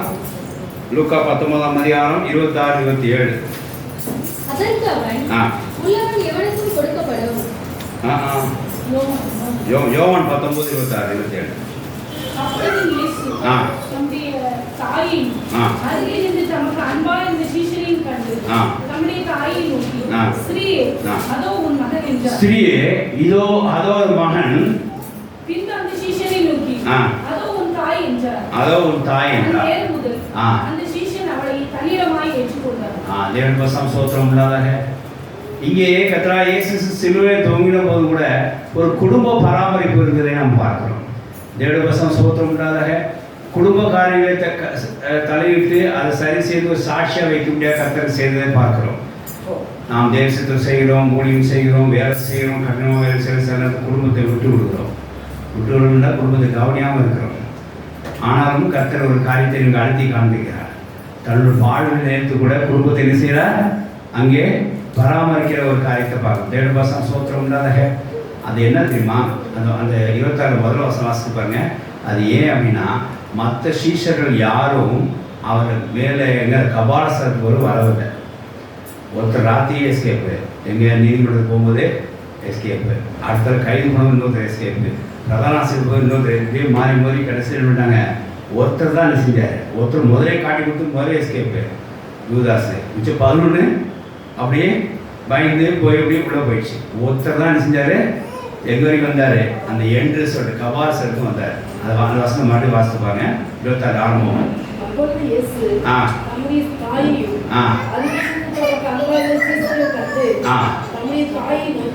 தேவன் சோதரம் அருகாமையில் இருந்த அப்படி என்ன அர்த்தம்? சிலு வரைக்கும் என்ன சொன்னாங்க? அன்பா அதுக்கு முந்தின வசனம் வச்சிங்க அப்படின்னா அவருடைய தாயும் சகோதரி கிரியாப்பு மரியாளும் அது வரைக்கும் வந்தாங்க. எதுக்கு வந்திருக்காங்க? சிலு வரைக்கும், அந்த டெட் எண்ட் வரைக்கும் அவர் வந்தார். அவர் கூட அறிவிக்கிற அந்த அன்பான சீஷனும் இருந்தார் பாருங்க. அப்போ அந்த தாயும் என்ன செய்யலை? விட்டு விடலை. தன் மகன் இப்படி இருக்கிறாரே, அவர் சில பசுத்தாவே உண்டான அந்த மகன் இப்படி வேதனைப்படுகிறான்னு சொல்லி கடைசி வரைக்கும் வந்தாங்க. அந்த இயேசு பார்த்தார், நம்மளோட ஃபேமிலி சென்டரை பார்த்தார். தாயை என்ன பார்த்தா, பசுத்தாவினால என்னை உண்டாக்குன்னு விழுந்தானே, நம்ம அப்படி நினைச்சக்கூடாது, அம்போன்னு விட்டு விடக்கூடாது, கைவிடக்கூடாது. தன்னை நம்பி எது வரைக்கும் வந்திருக்காங்க? கபாலஸ்தலம் வரைக்கும் வந்திருக்காங்க. தேவனுடைய வசனம் ஸ்தோத்திரம் உண்டாக. நீங்கள் தேவனை நம்பி எந்த இடத்துக்கு நெருங்கி போறீங்களோ அந்த இடம் வரைக்கும் தொடர்ந்து உங்களுக்கு என்ன உண்டாகும்? பராமரிப்பு கொடுக்கப்படும். ஹல்லேலூயா. தேவனத்தை நம்பி நீங்கள் வர வர வர உங்களுக்கு என்ன உண்டாகும்? பராமரிப்பு உண்டாகும், ஒரு மெயின்டெனன்ஸ் உண்டாகும், ஒரு கார்டு உண்டாகும், ஒரு பாதுகாப்பு உண்டாகும். இங்கே தாய் பெற்றெடுத்த பிள்ளையை கடைசி வரைக்கும் என்ன நடக்குதுன்னு பார்க்க முடியாது கூட இருந்தார். அதை கூட இந்த தாயை கத்தை என்ன செய்யலை? ஏமாற்றவில்லை. என்ன செய்தார்? தம்முடைய அன்பான சீசன், அந்த அன்பான சீசன் எப்படி கண்டு கொண்டார்? அவர் உன் கூட நிற்கிறான் பாரு, என் தாய் கூட நிற்கிறவன் கடைசி வரைக்கும் கண்டிப்பாக நிற்பான். என் கூட நிற்கிறவன் என் தாய் கூட நிற்கிறான், கண்டிப்பாக நிற்பான். அவனை தான் அன்பான சீசன் கதை சொன்னார். இது வரைக்கும் மேலே வந்துட்டு ஐயா, அவன் எங்கள் அம்மா பார்த்துக்கோ அப்படின்னு சொன்னான். அவன் உடனே என்ன செஞ்சான்? ஏற்றுக்கொண்டான். ஹல்லேலூயா. அப்போ குடும்ப காரியங்களே அவர் எதுவும் கைவிடாதபடிக்கு கர்த்தர் ஒரு சாட்சியை காண்பிக்கிறார். இயேசு சாட்சியை சிலுவையில் காண்பித்தார். இன்னைக்கு நிறைய இடத்துல சில பேரண்ட்ஸ் மூலமாக, சில கவலை மூலமாக, சில ட்ரபிள் மூலமாக சில ஆட்கள் குடும்பத்தை விட்டு அப்படியே அங்கங்கே அறிந்து தெரியுது பார்க்குறோம். சில குடும்பத்துக்குள்ளாக இல்லைங்கிறதையும் பார்க்குறோம். சில குடும்பத்தில் இருப்பாங்க, ஆனால் கிறிஸ்துக்குள்ள குடும்பத்தில் இருக்க மாட்டாங்க. இப்படிலாம் இருந்துச்சு. அன்றைக்கி காரியம் என்னமா? கிறிஸ்துக்குள்ள அந்த குடும்பத்துமாக கர்த்தர் என்ன செஞ்சார்? எல்லாத்தையும் என்ன செஞ்சார்? அரவணைத்தார். ஆக்சுவலாக அவர் 2 சகோதரர் இருக்கிறாங்க. யாருக்கு? இயேசு யாக்கோபுக்கு சகோதரர் இருக்கார். கர்த்தர் அவரை சொல்லலை, இந்த அன்பான சீசன் செஞ்சார். ஏன்னா அவர் அது வரைக்கும் வந்தார். அப்போ பாருங்க, கர்த்தருடைய இடத்துக்கு நீங்கள் போகிற வரைக்கும் அவர்களுக்கு தேடி நீங்கள் வரணும். கர்த்தரை நம்பி விட ஒரு ஆள் என்ன செய்றீங்க? கைவிடவே போகிறதில்ல. ஹல்லேலூயா. இது ஃபர்ஸ்ட் பாயிண்ட் நீங்கள் அறிஞ்சிடலாம். தேவனை நம்பி போன தாயும் அவரோட அன்பான சீசனும் பெரிய ஆசீர்வாதத்தை பெற்றுக்கொண்டார்கள். ஹல்லேலூயா. இயேசு அப்புறம் கூட தேவனுடைய வசனம் ஸ்தோத்திரம் உண்டாக. இது முதல் பாயிண்ட். 2வது பாயிண்ட் என்ன தெரியுமா? அந்த நம்பி போன அவர்கள் கைவிடப்படவில்லை. அவங்களுக்கு பராமரிப்பு கர்த்தர் செய்தார், உண்டாச்சு. தேவனுடைய வசனம் ஸ்தோத்திரம் உண்டாக. அதாவது அவர் நம்பி போனவர்கள் கைவிடப்படவில்லை என்று சொல்லி பார்க்கிறோம். அந்த கைவிடப்பட அர்த்தம் என்னன்னா, கர்த்தர் அங்கே சரியாக குடும்பத்தை பராமரிக்க உள்ள காரியத்தை அங்கே ஏற்படுத்துறான்னு சொல்லி பார்க்கிறோம். ஒரு சாட்சியை இங்கே கர்த்தர் நிறைவேற்றினார். 1 தீமோத்தேயு 3 4, 5, 6 வசனம் வாசித்து பாருங்க. இப்படி செய்யலன்னா உங்களுக்கு தண்டனை உண்டாகும் என்று சொல்லி போடப்பட்டிருக்கு. வாசிக்கலாம். குடும்பத்தை நீங்கள் சரியாக பராமரிக்கலைன்னா, குடும்பத்தை நீங்கள் சரியாக இன்வால்மெண்ட் ஆகலைன்னா, குடும்பத்து காரியங்களை நீங்கள் சரியாக செய்யலைன்னா உங்களுக்கு நிந்தை உண்டாகும் என்று சொல்லி போடப்படுங்க. வாசிக்கலாம். தன் சொந்த குடும்பத்தை நன்றாய் நடத்துகிறவன் தன் பிள்ளைகளை சகல நல்லொழுக்கம் உள்ளவர்களாய் கீழ்ப்படிய பண்ணுகிறவருமாய் இருக்க வேண்டும். தமிழ் பிள்ளைகள் செய்யணும், கீழ்ப்படிந்த பிள்ளைகளாய் வளர்க்க வேண்டும். அடுத்தது, ஒருவன் தன் சொந்த குடும்பத்தை நடத்த அறியாது இருந்தால், நம்முடைய பிள்ளைகளையும் நம்ம குடும்பத்தையும் மனைவி பிள்ளையும் நடத்த அறியாது இருந்தால் தேவனுடைய சபையை எப்படி விசாரிப்பான்? எப்படி சபைக்காரங்க விசாரிப்பா? எப்படி நடத்துவான் போவான் என்று சொல்லி அங்கே கேட்கப்படுது. வாசிக்கலாம். அவன் இருமாப்படைந்து அவன் தாந்தோணித்தனமா ஆயிடுவான். அவன் யாரும் கேட்கணும் போல அவசியம் இல்லை, நான் இஷ்டத்துக்கு செய்வேன், என் மனைவி பிள்ளைகளை கேட்கணும் அவசியம் இல்லை. அப்படி இருமாப்படைஞ்சு பிசாசன் ஆக்கினையிலே விடாதபடிக்கு வித்தியாசமான சீசனா அவன் மாறிடுவான். அப்படி இருக்கக்கூடாது. பிசாசன் விழுந்து போற மாதிரி ஆகிவிடுறான். நிந்தனையிலும் பிசாசு கண்ணி விடாதபடிக்கு நல்ல சாட்சி பெற்றவர்களாக இருக்கணும். ஹல்லேலூயா. தேவனுடைய வசனம் ஸ்தோத்திரம் உண்டாதாக. சபையை பராமரிக்கிறவர்கள் கண்டிப்பாக குடும்பத்தை பராமரிக்கிறவர்கள் இருக்க வேண்டும். அதே சமயம் நல்ல நற்சாட்சியுடனாக இருக்க வேண்டும். சொன்னால் குடும்பத்தை செய்யணும், பராமரிக்கணும். வேலைன்னு சொல்லிட்டு குடும்பத்தை பார்க்காம இருக்கிறனால நீங்கள் ஒரு பெரிய வேலை செஞ்ச அர்த்தம் இல்லை. குடும்பத்து மேலே என்ன செய்யும்? Involve. You should spend time with the family. குடும்பத்தோடு சேர்ந்து ஒரு காரியத்தை செய்ய வேண்டும். குடும்பத்தோடு சேர்ந்து ஒரு இடத்துக்கு போய் வேண்டும். குடும்பக்காரங்களை விசாரிக்க வேண்டும். குடும்பத்துக்கு தேவையான கேட்க வேண்டும். ஒரு குடும்பத்தை விசாரிக்கணும். அவன் எப்படி நற்சாட்சி பெற்றிருப்பான்? அவன் சாத்தானோட நூதன வலையில் என்ன செஞ்சிருவான்? சாத்தானோட நூதன வலையில் என்ன செய்வான்? இந்த ஆக்கினையை விடுபடி அவன் என்ன செய்வான்? உங்களையும் இணைத்துக் கொள்வான். சாத்தான் அவனோட ஆக்கினையிலே உங்களோட சேர்த்து என்ன செய்வான்? இணைத்துக் கொள்ள. எப்போ தெரியுமா? நீங்கள் உங்கள் குடும்பத்தை விட்டு விலகி போகும்போது, நீ குடும்பத்தோட உங்களை பராமரிக்க போகும்போது. எனக்கு தெரிஞ்சு மெட்ராஸ் இருக்கிறார். என்ன செஞ்சாலும் குடும்பத்தோடு போவார். ஒரு இளநி வாங்குவார், சின்னதாக இருந்தாலும் சரி பெருசாக இருந்தாலும் சரி 6 பேரும் 6 இளநீ வாங்குவார். எப்படி 6 இளநீ வருவார். ஒரு 2 ஆட்டோ பிடிச்சி காரில் போகிறது, ஒரே காரில் எல்லாமே போகிறது. சில பட்ஜெட் வந்து நியூ ஆட்டோ 6 போய் அவங்க அப்படிலாம் கிடையாது. எங்கே போனாலும் ட்ரெயின் டிக்கெட் தான் ஒரே கோச், சாப்பிட்றா ஒரே டேபிள். ஒருத்தருக்கு முட்டை வாங்கினா எல்லாத்துக்கும் முட்டை, ஒருத்தருக்கு சாக்லேட் வாங்கினா பெரியவங்களும் அவங்களுக்கும் சாக்லேட் தான். ஒன்று வாங்கினா 6 வாங்குவார். 7 சோத்திரம் இல்லாத பிரித்து வாங்க மாட்டார். குடும்பத்தை அப்படி பராமரிப்பார். 7 சோத்திரம் இல்லாத நம்ம குடும்பத்துக்குள்ளே அப்படி ஒரு ஐக்கியம் இருக்க வேண்டும். நான் மட்டும் ஹோட்டலில் சாப்பிட்டு வரேன், நீங்களாம் வீட்டில் சாப்பிடுங்க அப்படின்னு ஒரு தலைமை சொல்லக்கூடாது. ஹோட்டலில் சாப்பிட முடிவு பண்ணிட்டு 4 பேரும் சேர்ந்து சாப்பிடுங்க. ஹல்லேலூயா. வீட்டில்னா 4 பேரும் சாப்பிடுங்க. ஒருத்தருக்கு அப்புறம் 4 பேருக்கு அப்பத்தை போட்டு சாப்பிடுங்க. ஒன்றுமே இல்லாமல் நீ அதை வச்சுக்க நான் வச்சுக்க அப்படி பிரிக்கக்கூடாது. குடும்பத்தை பராமரிக்க கற்றுக்கொள்ள வேண்டும். அதை தேவனுடைய ரசாட்சி உண்டு. இங்கே சிலுவையிலே நான் இந்த ஒரு இதில் காரியத்தை நீங்கள் 3ஆவது காரியம், ஃபஸ்ட்டு தேவனத்தை நம்பி வந்து உங்களுக்கு ஒரு ஆசீர்வாதம். இது ஃபஸ்ட்டு பாயிண்ட். ஏன்னா அந்த தாயும் யோவானும் நம்பி அந்த கபாலஸ்தலத்துக்கு வந்ததுனாலே அவர்களுக்கு ஒரு ஆசீர்வாதம் உண்டாயிற்று. 2வது என்னன்னா அந்த குடும்பமாய் அவர்கள் பராமரிக்கப்பட்டது. தேவனுடைய தாயே அவர்கள் கொடுக்கத்தக்கதாய், அதாவது யாக்கோபுக்கு அந்த நிலைமை போகாமல் யோவானுக்கு அது கொடுக்கத்தக்கதாய் ஒரு ஆசீர்வாதம் அவர்களுக்கு உண்டாயிற்று. 3வது என்ன தெரியுமா? இதை நீங்கள் நம்ம வாழ்க்கை நடத்தை நம்ம கண்டுபிடிச்சே ஆக வேண்டும். என்ன அப்படின்னா, அந்த பாடலும் இயேசு கிறிஸ்து தன் குடும்பத்தை பராமரித்தார். ஹல்லேலூயா. சிலுவை பாடலும் இயேசு கிறிஸ்து என்ன செஞ்சார்? சிலுவைக்கு போய் தன் குடும்பத்தை என்ன செஞ்சார்? கைவிடவில்லை. அவர் அதுக்கு பராமரிக்க காரியத்தை ஈடுபட்டான்னு சொல்லி பார்க்கிறோம். நமக்கு எவ்வளவோ கஷ்டம் வந்தாலும் எவ்வளவோ துன்பம் வந்தாலும் குடும்பத்தை விட்டுறாதீங்க. குடும்பத்தோட இன்வால்வ் ஆகுங்க. என்ன குறை இருக்குன்னு கேளுங்க. நான் என்ன தப்புன்னு கேளுங்க, நீ என்ன தப்புன்னு சரி பண்ணிங்க. குடும்பத்தை பராமரித்து கர்த்தர் வரும் வரைக்கும் நீங்கள் சாட்சியாக குடும்பத்தை நிலைநிறுத்துங்க. ஹல்லேலூயா. நீங்கள் ஒரு குடும்பத்தை தான் சரியாக பராமரிக்கிறவன் ஒரு சபையை கரெக்டாக கண்காணிக்கிறவன் அர்த்தம். நீங்கள் ஊழியக்காரன் இருக்க மாட்டீங்க, நீங்கள் விசுவாசி தான். ஆனால் குடும்பத்தை பராமரிக்கிறவன் என்னவா எதுக்கு ஈக்குவலாக இருப்பான்? ஒரு சபையை கண்காணிக்கிறதுக்கு ஈக்குவலாக இருப்பான்னு சொல்லி வேதாந்தத்தை பார்க்கிறோம். தேவவசம் சோத்திரம்னால ஆகினாலே இந்த 3 காரையும் ஞாபகம் வச்சுக்கோங்க. தேவனத்தை நெருங்கி போக உங்களுக்கு ஆசீர்வாதம் உண்டு. தேவனத்தை நெருங்கி போக உங்களுக்கு பராமரிப்பு உண்டு. தேவனத்தை நெருங்கி வர உங்களுக்கு ஆசீர்வாதம். யாக்கோபு கிடைக்கிற ஆசீர்வாதம் யோவானுக்கு கிடைத்தது. கர்த்தருக்கு சோத்திரம் இல்லாதாக.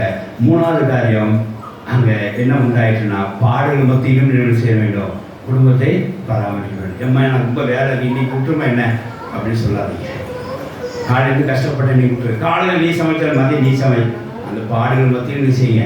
நான் நிறைய பேர் பார்த்துருக்கேன். எவ்வளோ லேடிஸ் காலை 7 மணிக்கெலாம் சமைச்சு போயிட்டு அவங்க வேலையை பார்த்து முடிச்சு சாயங்காலம் வந்து மறுபடியும் இன்னொரு சமையல் பண்ணி வீட்டுக்கார கொடுத்து திருப்திப்படுத்தி அது 10 மணிக்கு படுத்து மறுபடியும் காலையில் அப்பா சில ஸ்திரிகளை பாடுபடுறத பார்க்குறேன். நிறைய ஆட்களை பார்க்குறேன். நிச்சயமாக சொல்கிறேன், அந்த மாதிரி அவங்க குடும்பத்தை பராமரி ஈடுபடுறது கத்தோடு என்ன உண்டு? ஆசீர்வாதம் உண்டு. ஹல்லேலூயா. தேவனத்தை நெருங்கினவர்கள்லாம் இவ்வளோ பெரிய பாடல்கள் படுறதுக்கு பிரயாசப்படுவார்கள். ஆகினாலே இந்த ஃபேமிலி இன்வால்மெண்ட்டை இனிமேல் நீங்கள் அதிகரிக்க வேண்டும். இயேசு கிறிஸ்துவின் பாடுமுகத்தில் கூட அதை செய்தார். ஆகினாலே நாம் தொடர்ந்து இந்த காரியத்தை செய்வோமாக. அதாவது ஒரு வருஷம் வாசிக்க நேரம் சுருக்கமாக வாசிக்கிறேன். அதாவது ஆதியாகமம் 31ஆம் அதிகாரம் 6, 7, 8 எழுதிக்கோங்க, அப்புறம் வாசிக்கலாம். ஆதியாகமம் 31ஆம் அதிகாரம் 6, 7, 8 என்ன தெரியுமா? அதாவது ஒரு 7 வருஷம் லேயாளுக்காக யாக்கோபு என்ன செஞ்சார்? குடும்பத்தை பராமரிக்க வேலை செஞ்சார். 2வது 7 வருஷம் யார் செஞ்சார் தெரியுமா? ராகேலுக்காக செஞ்சார். 3வது ஒரு 7 வருஷம் வேலை பார்த்தார். 6 வருஷம் அது யாருக்கு செஞ்சார் தெரியுமா? மாமாவுக்கு செட்டில் பண்ணவும் தனக்கு என்ன செஞ்சார்? உண்டு பண்ண முடியாது. ஒரு வருஷம் ஒரு சில குறிப்பிட்ட காரியங்களை என்ன செஞ்சார்? ஃபேமிலி இன்வால்மெண்ட்டுக்காக ஒதுக்குனார். ஹல்லேலூயா. 7 வருஷம் சோத்திரம். அதனால நீ அங்கேயும் ஓடி சாடி புருஷன் வேலை பார்க்குற சரி தான். ஆனால் ஃபேமிலி இன்வால்மெண்ட் பண்ணுறதுக்காக நீங்கள் டைம் ஸ்பெண்ட் பண்ணுங்க. அதுக்காக சில வருஷங்கள் நீங்கள் என்ன செய்யுங்க? பயன்படுத்திக்கொள்ளுங்க. இங்கே யாக்கோபு எத்தனை வருஷம் பண்ணாரு? தனக்காக தன் மனைவிகளுக்காக சொத்து சேர்க்கறதுக்கும் மாமா செட்டில் பண்ணி அந்த பிரச்சனை வெளியே வர்றதுக்கும் எத்தனை வருஷம் செலவழிச்சாரு? 6 வருஷம் பராமரிப்பில் இருந்தார். அந்த குடும்பத்தை பாதுகாத்தார். அதுக்கப்புறம் தான் வெளியே வந்து சொன்னார். ஒரே சாட்சி சொன்னார். என்ன சொன்னார்? போகும்போது வெறுங்கையாக போனேன், வியூவர் பரிமாணம் கூட வந்தேன் அப்படின்னார். 2 டென்ட் போட்டு எனக்கு சரக்கு இருக்கிற வரைக்கும் எனக்கு உண்டாயிடுச்சு பண்ண 6 வருஷத்துக்கு சம்பாத்தி என்ன செஞ்சிச்சு? பெருகிட்டு. எப்படி பெருகிச்சுன்னு வசனம். ஆடு பொழியும் காலத்தை கத்தர் காண்பித்தார். அப்போ ஆடு பொழியும்படியே செய்தார். இவர் எல்லாம் கடுமையாக செழிப்பு ஆடு இருந்தது. மாமாவுக்கோ லிமிட்டடாக இருந்தது, இவருக்கோ அன்லிமிட்டட். இப்படி போட்டு போட்டு போட்டு 6 வருஷம் என்ன செஞ்சாரு, பயங்கரமான ஒரு செழிப்பு உண்டாயிடுச்சு. இப்படி ஃபேமிலி அவர் என்ன செஞ்சா, பராமரித்தார். யாரு? யாக்கோபு. தேவனுடைய வசனம் ஸ்தோத்திரம் உண்டாக 6 வருஷம் தனக்காக வேலை பார்த்தான்னு சொல்லி பார்க்கிறோம். ஆகையினால தேவப்பிள்ளை இந்த காரியம் மனசாட்சி இந்த காரியம்லாம் சாட்சியாக வைத்துக்கொண்டு நம் குடும்பத்தில் இன்னும் இன்வால்வ் ஆகுமாக, இன்னும் குடும்பத்துக்காரங்க என்னென்ன விசாரிக்கப்படாமல் இருக்குதோ, குடும்பத்துக்காரங்க என்னென்ன பராமரிக்கிறதுக்கு படாமல் இருக்குதோ அதுக்காக சரி செய்து தொடர்ந்து நல்ல சாட்சியுள்ள புருஷனாய் சாட்சியுள்ள ஸ்திரியாக வாழத்தக்கதாய் குடும்பத்தை இன்னும் நம்ம பராமரிக்கிறதுக்கு நாம் முயல்வோமாக. அப்படி செய்து தொடர்ந்து இந்த ஆசீர்வாதம் பெற்றுக்கொள்வோமாக. இந்த காரியம் நீங்கள் இந்த எப்படி சரியாக பராமரிக்க முடியும் அப்படின்னா, நீங்கள் இன்னும் தேவனிடத்தில் போனாலும் அந்த குடும்பம் என்ன செய்யாது, பராமரிக்கும். குடும்பமாய் ஆலயத்துக்கு வர வேண்டும். அங்கே பாருங்க, அந்த மரியாள் வந்தா, அவங்க தங்கச்சியோட சேர்ந்து வந்தாங்க. அந்த மரியாள் வந்தாங்க, இயேசுவின் தாயும் இருந்தாங்க. ஆனாலும் இந்த குடும்பம் என்ன செஞ்சது, அந்த நெருங்கி வந்த அந்த குடும்பத்துக்கு அந்த பராமரிப்பு கொடுக்கப்பட்டது. நெருங்கி வந்த யோவானுக்கு அந்த பராமரிப்பு கொடுக்கப்பட்டது. எல்லா சீசருக்கும் இல்லை. ஆக தேவனுடைய வசனம் ஸ்தோத்திரம் உண்டாக இங்கே நம்ம அறிந்து கொள்ள காரணம்னா, ஃபஸ்ட்டு பாயிண்ட், குடும்பஸ்தர்கள் இன்னும் அதிகமாக தேவனிடத்தில் நெருங்கி வர வேண்டும். அந்த நெருங்கி வரும்போது அவர்களுக்கு ஒரு ஆசீர்வாதம் உண்டாகும். நெருங்குவர்களுக்கு 3ஆவது பாயிண்ட், அவர்களுக்கு பராமரிப்பு உண்டாகும். பாடுமத்திலும் நாம் என்ன குடும்பத்தை பராமரிக்கிற ஒரு காரியத்தை கற்றுக்கொள்கிறோம். இந்த 4 காரியத்தையும் இந்த வேதவாக்கியம் அறிந்து கொள்கிறோம். ஆகிய தொடர்ந்து நம் குடும்பத்தை பராமரித்து இன்னும் தேவனை நெருங்கி குடும்பத்தை பராமரிப்பு பெற்றுக்கொண்டு நாம் தேவாசம் பெற்றுக்கொள்வோம். கர்த்தர் வாக்கு ஆசீர்வதிப்பார். ஆமென். ஹல்லேலூயா. இந்த வார்த்தையை ஏற்றுக்கொள்ளாத ஒரு ஜெபம் இயேசு சிலுவையில் பேசுகிற 4ஆவது வாக்கியம் தியானிப்போமாக. மத்தேயு சுவிசேஷம் 27ஆம் அதிகாரம் 46 வாசிக்கலாம். மத்தேயு 27:46. 9ஆம் நேரத்தில் இயேசு ஏலி ஏலி லாமா சபக்தானி என்று மிகுந்த சத்தமிட்டு கூப்பிட்டார். ஏலி ஏலி லாமா சபக்தானி என்று மிகுந்த சத்தமோடு கூப்பிட்டார். அதற்கு என் தேவனே என் தேவனே என் தேவனே என் தேவனே என்னை கைவிட்டு என்று அர்த்தம். ஏன் கைவிட்டு என்று அர்த்தமாம். கர்த்தர் வசனம் ஸ்தோத்திரம் உண்டாக. கர்த்தர் இயேசு சிலுவையிலே தொங்கிய நேரமே நாம் பார்த்து கொண்டிருக்கிறோம். கிட்டத்தட்ட ஒரு 3 மணி நேரம் அந்த ஏரியாவே, அதாவது உலகம் முழுவதும் ஒரு அமைதியாக இருந்து சொல்லி பார்க்குறோம். அது இந்த வருஷம் வாசித்து பாருங்க. 45 ஒரு 3 மணி நேரம் வரைக்கும் பயங்கர இருள் உண்டாயிடுச்சு, ஒரு அமைதி உண்டாயிடுச்சு. அப்போ என்ன அர்த்தம் தெரியுமா, இயேசு தொங்கி கொண்டிருக்கிற நேரத்தில் இயேசு பார்க்குறார், இன்னும் ஒரு பதிலும் தேவனிடத்திலே வரவில்லையே, இன்னொரு ரிசல்ட் ஒன்று வரலையே, எல்லாம் அமைதியாக இருக்குதே, என்ன நடக்க போதோ அப்படின்னு அமைதியாக இருக்கார். இந்த இடத்துல அவர் தேவனை கைவிட்டதாக சொல்லி பார்த்து அவர் கூப்பிடுறதா சொல்லி பார்க்குறோம். இது ஒரு அங்கலாய்ப்பான ஒரு காரியம் தான். அடுத்து என்ன செய்யுது தெரியாம இருக்கிற ஒரு ஆவி நடத்த இல்லாமல் அப்படி, அதாவது அந்த காரியத்திலே அடுத்த மூமெண்ட்ஸ் லீட்னஸ் இல்லாமல் இருக்கிறத நம்ம பார்க்குறோம். ஒரு அங்கலாய்ப்பு இங்கே பார்க்குறோம். நாம் சில நேரத்தில் பாவம் செய்த முத்தமாய் நமக்கு என்ன செய்யணும் சில நேரத்தில் செய்யது தோணாது. அந்த நேரத்தில் தேவனை கூப்பிடணும் கூட தோணாது. ஆனால் இங்கே இயேசு ஒரு மாதிரி நம்ம காண்பிச்சிருக்கிறார். அவருடைய பாடுகள் மத்தியிலே தேவனை கூப்பிடுற ஒரு பழக்கம் இருந்து பார்க்குறோம். ஹல்லேலூயா. எல்லாம் சொல்லுவாங்க, அவர் பூமியில் வந்து அவரே கஷ்டப்பட்டு என்னையா கைவிட்டு கூப்பிட்டீங்க அப்படின்னு சொல்லி எல்லாரும் அவரை இயேசுவே தேவனுக்கு கைவிட்டதா சொல்லி கூப்பிட்டுருக்காரு. அப்போ நீங்கள் எப்படி இயேசு கூப்பிட்டீங்க அப்படிலாம் சொல்லுவாங்க. நல்லா கேட்டுக்கங்க, இயேசு பாடுகள் மத்தியில் மட்டும் தேவனை கூப்பிடுற பழக்கம் இருந்ததில்லை. பாடுகள் மத்தியில் மாத்திரம் தேவனை பிதாவை கூப்பிடுற பழக்கம் இருந்ததில்லை. அதாவது அந்த ஒரு பழக்கம், அதாவது பாடுகளை தான் தேவனை கூப்பிடுவார் அப்படின்ற பழக்கம் மற்றவர் அவர் இருந்ததில்லை. அவர் நல்லா இருக்கும்போது என்ன செஞ்சார், தேவனை மகிமைப்படுத்தினார். ஹல்லேலூயா. நல்லா இருக்கும்போது தேவனை என்ன செஞ்சார், கூப்பிட்டார். நல்லா இருக்கும் தேவனை நோக்கி ஜெபம் பண்ணினார். இதெல்லாம் யோசிக்கணும், 2 பக்கம் பார்க்கணும். எல்லாரும் நெகட்டிவாக சொல்கிறாங்க, அவரே தேவன் பிதாவே இயேசு கைவிட்டாரியா, நீ அவரை கூப்பிடுறீங்க. அப்படி கிடையாது. இது எதுக்கு காமிச்சது அப்படின்னா, தன் பாடுகளை மத்தி கூட நான் தேவனை கூப்பிடுவேன், நான் நல்லா இருந்தாலும் தேவனை கூப்பிடுவேன் அப்படின்ற அர்த்தம். ஹல்லேலூயா. நம்ம பெரும்பாலும் பாடுகள் மத்தியில் கூப்பிடுறது ரொம்ப குறைஞ்சி போச்சு. ஏன்னா துக்கம் உங்க வரைக்கும் வந்துச்சு. பாடுகளில் என்ன ஜெபிக்கனே தெரியல, அதெல்லாம் சோர்ந்து போய் படுக்க தான். ஏதாவது போராட்டம் கஷ்டம் வந்து என்ன செய்யுது, உடனே சும்மாப்படி ஜெபம் பண்ணிடுற உடனே அதெல்லாம் 4 அடி அப்புறம் தான். அப்படிதானே? அந்த ஈஸ்ட் ஒன்று ஒத்துக்கிறாங்க. பெரிய மனமாற்றம் ஆகிடுச்சு. நீங்கள் ஒரு நல்ல ஜோம் பண்ணி உடனே கேட்க போகிறோம். 7 சோத்திரம் இருந்தார். ஒரு 5 போராட்டம் வந்ததுக்கப்புறம் தான் ஆண்டவரே ஒரு வழியிலே கூப்பிடுங்க. அப்படிதானே? ஆமாம், இருக்காது அங்கே. அந்த டாபிக் அதோட போயிடும். 7 சோத்திரம் உண்டாதாங்க. ஆமாம், அடுத்த போராட்டம் இந்த போராட்டம் தண்ணியில் போனோம். அது எங்கே இருக்குன்னு தெரியாது. உடனே நல்லதோ கெட்டதோ உடனே தேவனை கூப்பிட்ற பழக்கம் நமக்கு வேணும்யா. ஹalleluya. இயேசுக்கு 2 இருந்தது. நீங்க சொல்றீங்க அவர் தேவன் 3 நேரம் சத்தம் இல்லாதப்போ தான் தேவனை கைவிட்டு கூப்பிட்டார். என்ன கிடையாது. அந்த ஒரு இடத்துல மட்டும் தேவனை பிதாவின் தேவனை இயேசு கூப்பிட்டு நினைக்கல.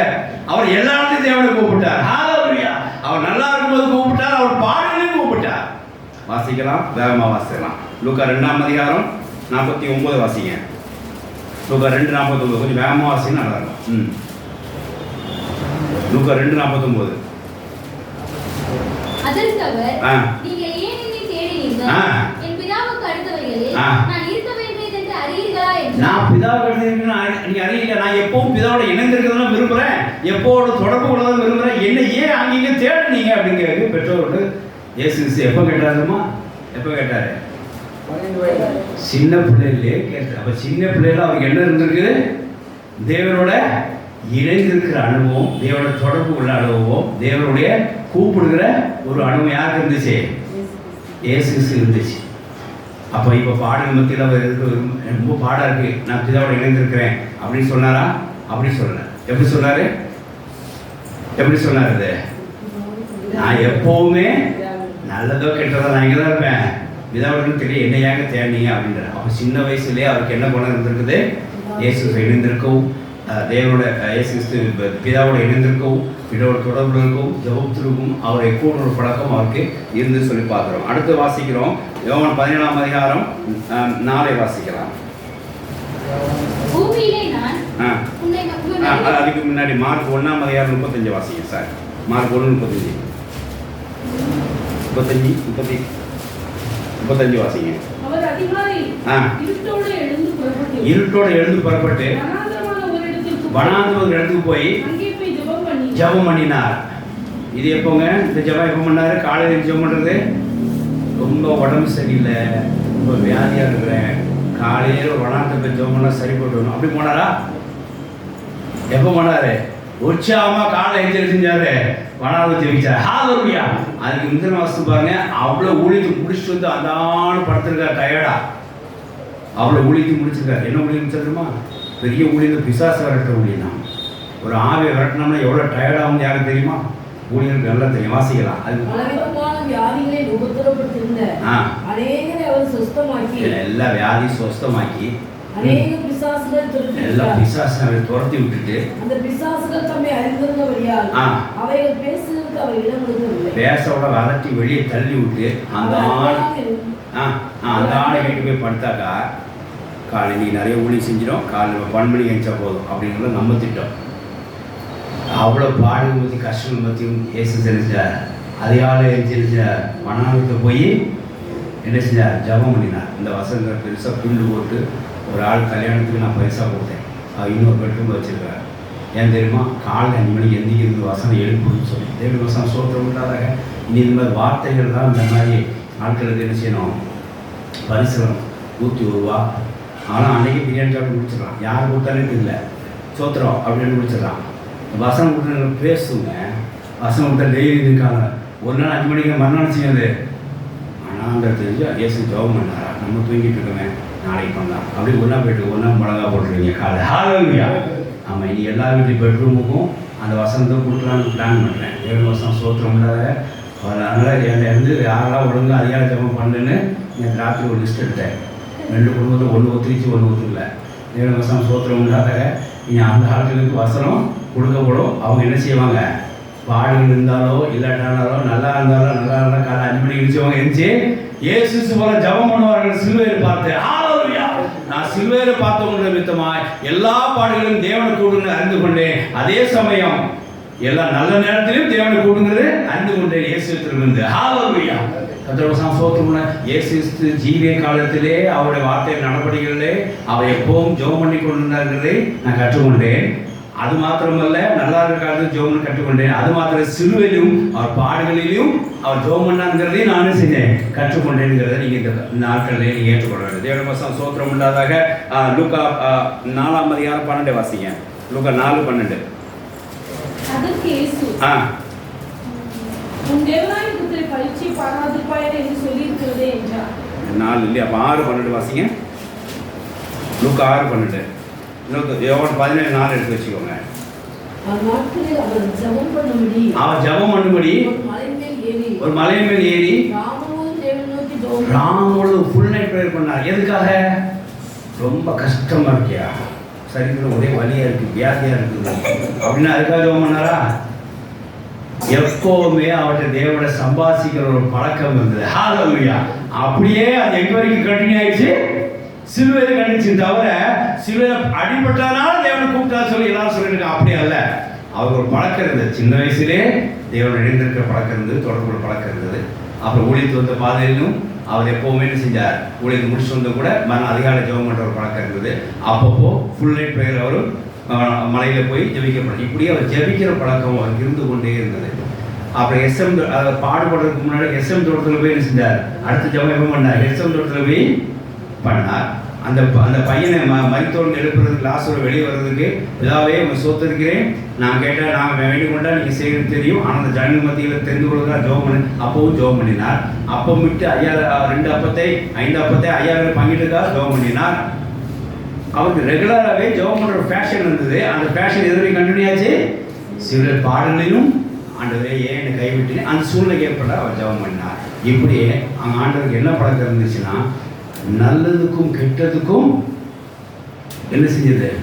தேவனை தேடுற பழக்கம், தேவனை இணைந்திருக்க பழக்கம், தேவனுடைய தொடர்பு பழக்கம் இருந்தது. அதனால தான் பாடல் மத்தியும் ஆட்டோமேட்டிக்காக வந்துச்சு. இப்போ நான் சொல்ல விட்டாக்கி வரேன். நம்ம ஏன் பாடல் வந்து ஜெபம் பண்ணுற நிப்பாட்டுன்னு தெரியுமா? நம்ம ஏன் பாடல் வந்து ஜெபம் பண்ணுறதுக்கு வார்த்தை வராமல் நிப்பாட்டி அப்படி படுத்துடுறோம்? ஏன் படுத்துடுறோம்?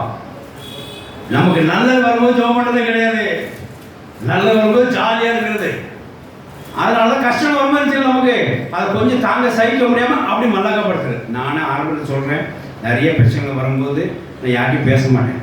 போய் என்ன வந்துருமா அவங்களோட கவுந்தடிச்சு படுத்துப்பேன். என்னை யாராவது பார்த்து என்னாச்சுன்னு கேட்டால் தான் உண்டு.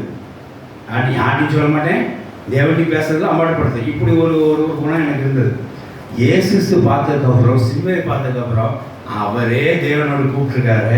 நான் கூப்பிட்டேன் ஐயா என்ன அவ்வளோ பெரிய தேவன் சில பிதா நோக்கி தான் படைச்ச அகிலத்தை படைச்ச கூப்பிடும் போது நாமும் நம்ம படைச்ச இயேசு மூலமாக என்ன செய்வோம்? தேவன்கிட்ட அவசியமாக கூப்பிட்டார். நம்ம என்ன செய்வோம்? இயேசு மூலமாக நம்ம தேவனை அறிஞ்சிருக்கோம் இல்லையா? அப்போ இயேசு மூலமாக தேவனை கூப்பிடுவோம். நல்லதுனாலும் நான் ஜெபம் பண்ணுவேன், கெட்டதுக்காக ஒரு பாடுகள் இருந்தாலும் என்ன செய்வேன்? ஜெபம் பண்ணுவேன். ஹalleluya. சாப்பாடு வந்தாலும் சோத்திரம், சாப்பாடு வராமல் இருந்தாலும் சோத்திரம். பணம் வந்தாலும் சோத்திரம், பணம் வராமல் இருந்தாலும் சோத்திரம். பணம் வந்தது சோத்திரம் சொல்லாதனால தான் பணம் வராததுக்குன்னு சில கேட்கறதுக்கு ஆண்டுக்கு வாய் வர மாட்டேங்குது. நமக்கு ரெகுலராக ஒரு ஆட்டை கேட்டுகிட்டே இருந்தோம்னா கேட்டுகிட்டே இருக்க தோணும் தெரியுமா? விடுதலை ரெகுலராக பக்கத்தில் உள்ள யாரையா வாங்கிட்டே இருந்தோம்னா ரெகுலராக ஆகணும்னு அப்படி கேட்கணும். நம்ம கேட்கறது பழக்கமே இல்லைன்னு செய்யும், வீட்டை போட்டு வீட்டில் உட்காந்துருக்கோம். இன்றைக்கி நிறைய கிறிஸ்துவ ஜீவா அப்படின்னா நம்ம இயேசு தேவன் சொல்லிட்டு இருக்கோம். எத்தனை தடவை ரெகுலராக நம்ம கூப்பிட்டு பேசியிருக்கிறோம். நல்லா இருக்கும்போது குறைச்சிக்கிறோம். அப்படியே நம்முடைய துயர நேரத்துலேயும் நினைச்சிக்கிறோம். அது அப்படி இருக்கணும். கேட்டு அதிகமாக பழகிட்டு இருந்தால் ஜப வாசனை வந்துகிட்டே இருக்கும். நம்ம தான் என்ன செய்கிறோம்? நல்ல நாளே ஜப வாசனை குறைஞ்சிக்கிட்டே இருக்குது. அப்போ கஷ்டத்தை எப்படி இருக்கும்? அப்போ கஷ்டம் என்ன போக ஒரு நாள் நல்ல ஜெபிக்க முடியாத உங்களுக்கு ஒரு கஷ்டத்தை கொடுத்துருவேன். 3 நாள் உணவப்பட்டு ஜெபி என்ன தேடி அப்படின்ட்டு வர. அப்புறம் மறுபடியும் தானான்னு செஞ்சிடுவோம். தேடி அவர் பிடிப்போம். மறுபடியும் முதல்ல ஆரம்பிப்போம் கிறிஸ்துவ வாழ்க்கையை. எப்படி?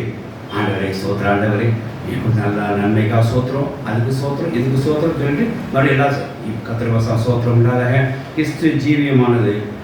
நல்லதுக்கு ஜெபம் பண்ண வேண்டும், கஷ்ட நேரத்துலையும் ஜெபம் பண்ண வேண்டும், நல்ல சந்தோஷமான நேரத்துலையும் நீ ஜெபம் பண்ண வேண்டும். குறிப்பாக பாடுகள் மத்தியிலும் நீ என்ன செய்ய வேண்டும்? ஜெபம் பண்ண வேண்டும். தேவவசா சோத்திரம் இல்லாத அது இயேசு சிலுவையில் மாதிரியை காண்பித்தார், ஜீவியத்திலையும் மாதிரியை காண்பித்தார். அப்படி இயேசு ஜெபம் பண்ணது போல நாம் என்ன செய்வோம்? இரவு பகலும் ஜெபிக்கிறதுக்கு நாம் வருவோம். அன்றாட ஜெபம் பண்ணுறது பழகிக்கொள்வோம். காலையில் ஜெபத்தை பழகிக்கொள்வோம். பிள்ளை கலந்து கொள்ள அதாவது முழுக ஜோதில் பழகுவோம். அன்றாட ஜோதில் பழகிக்கொள்வோம். அது நல்லதாக நேரத்தில் இருந்தால் சரி, நம்ம கஷ்டமான நேரம் இருந்தால் சரி, எல்லா நேரத்திலும் உயர்விலும் தாழ்விலும் நாம் தேவனை ஜெபித்து தேவாசை பெற்றுக்கொள்வோம். கர்த்தர் வார்த்தையை ஆசீர்வதிப்பார். ஆமென். ஹல்லேலூயா. ஹல்லேலூயா. கேட்ட வார்த்தைக்கு ஒரு ஜெபம் பண்ணுங்க. ஹல்லேலூயா. ஸ்தோத்திரம் ஸ்தோத்திரம் ஸ்தோத்திரம் ஸ்தோத்திரம் ஸ்தோத்திரம் ஸ்தோத்திரம் ஸ்தோத்திரம். ஆமென். ஜெபம் வாசிக்கலாம். இயேசுவின் சிலுவையினருக்கே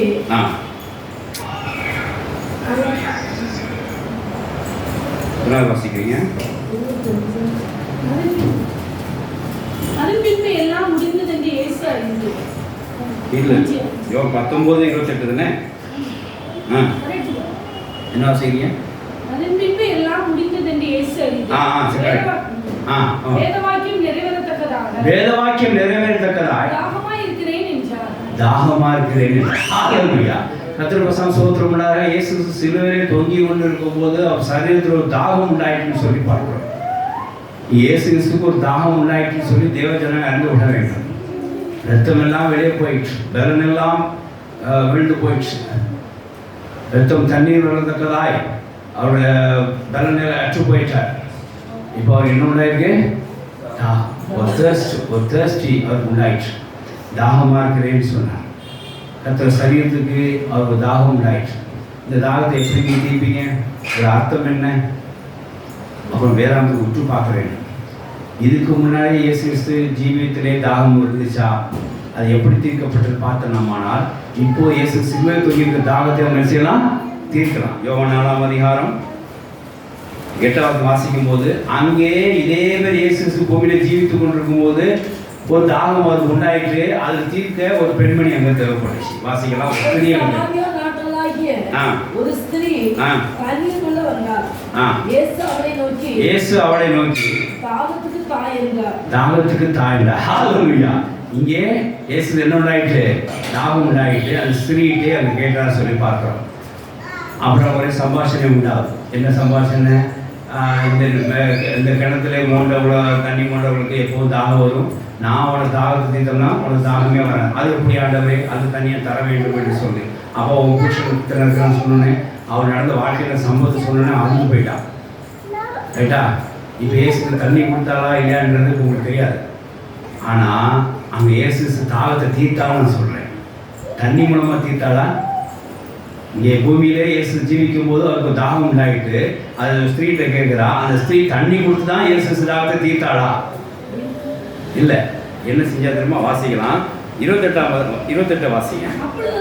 அவன் என்ன செஞ்சா பாருங்க, தாகத்தை தீர்க்க பாருங்க. என்ன செஞ்சா பாருங்க, குடத்தை வைத்து விட்டு ஊருக்குள்ள போய் ஜனங்களை நோக்கி நான் செய்த எல்லாவற்றையும் ஒரு மனுஷனை சொன்னாரியா, வந்து பாருங்கன்னு சொன்னார். அந்த 2 சீசர்கள் இயேசுக்கு பின்னாடியே வந்தாங்க. யோவான் 1 இருக்கும். வந்தார்கள். ஆண்டவரே நீ எங்கே தங்கியிருக்கிறீங்க? யோவான் ஸ்நானனோட சீசர்கள் நீ எங்கே தங்கியிருக்கிறீங்க? வந்து பாருன்னு போய் சொன்னார். பிலிப்பு அதாவது நாத்தான்வேல் நான் சொல்லிட்டேனா, பிலிப்பு நாத்தான்வேல் கூடும்போது வேத வாக்கிய பிரகாரம் சொல்லப்பட்ட பிரகாரம் அவர் வந்திருக்காரியா, அவர் நசரேனா இயேசு கிறிஸ்து அப்படின்னா. அப்போது நாசரேத்துலேருந்து நமக்கு எதாவது நன்மை உண்டாகுமா அப்படின்னா உடனே அவர் சொன்ன வார்த்தை என்ன தெரியுமா? வந்து பாருங்க. தேவ பசங்க சோத்திரம் இல்லாத தாகத்தை தீர்க்கிறதுக்கு வந்து கேட்ட இயேசு கிறிஸ்துட்ட ஓடி போய் ஊருக்குள்ளே போய் ஜனங்களை போய் என் பிரச்சனைலாம் ஒருத்தர் சொல்லிட்டாரியா, என் நடந்த காலம் சொல்லிட்டா வந்து பாருங்கன்னு சொல்லி செஞ்ச ஆத்துமாயத்துக்கு அடைத்தாரு பாருங்க. இயேசுக்கு என்ன தாகம் தீர்க்கப்பட்டிருக்கு பாருங்க. தேவ பசங்க சோத்திரம் இல்லாத அப்படி பின்னாடி வாசிக்கிறோம் பாருங்க. 39 வாசிக்கலாம். 28 29 வாசிக்கலாம். அந்த ஸ்திரீயோட வார்த்தையின் மித்தமாய் அந்த ஊரில் சமாரிய புறஜாதிகள் எல்லாருமே அனைவரும் என்னவானாங்க? விசுவாசிகளானாங்க. ஹல்லேலூயா. எத்தனை ஆத்துமாசில இப்போ ஆண்டவருக்கு தாகம் இருக்கும், தாகம் இருக்காதா? இருக்குமா? அவ்வளவு சமாரியர் நினைச்சாங்க, விசுவாசி ஆகிட்டாங்க. அப்ப என்ன உண்டாகும்? தாகம் தீர்க்கப்படும். தீர்த்திச்சாங்க. ஹல்லேலூயா. அடுத்த வசனம் இருக்கு பாருங்க, வாசிக்கலாம். இப்போ கூட்டு வந்த ஆட்களை கர்த்தர் போதிக்கிறார். 40 வசனம் வாசிங்க. 40 வசனம் வாசிங்க.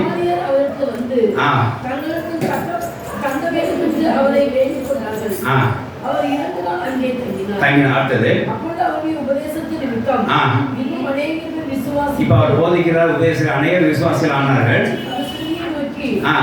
உன் சொல்லு நிமித்தம் அல்ல, இப்போ சொல்லு மாத்திரம் அல்ல, அவருடைய உபதேசத்தை நாங்களே கேட்டு அந்த உபதேசத்தை கேட்டு அவர் மெய்யா கிறிஸ்துவாகிய உலக ரட்சகன் என்று உலக ரட்சகர் என்று அறிந்து விசுவாசிகள் சொன்னேன். அவ்வளோ ஆத்மாயம் சேர்ந்து போச்சு.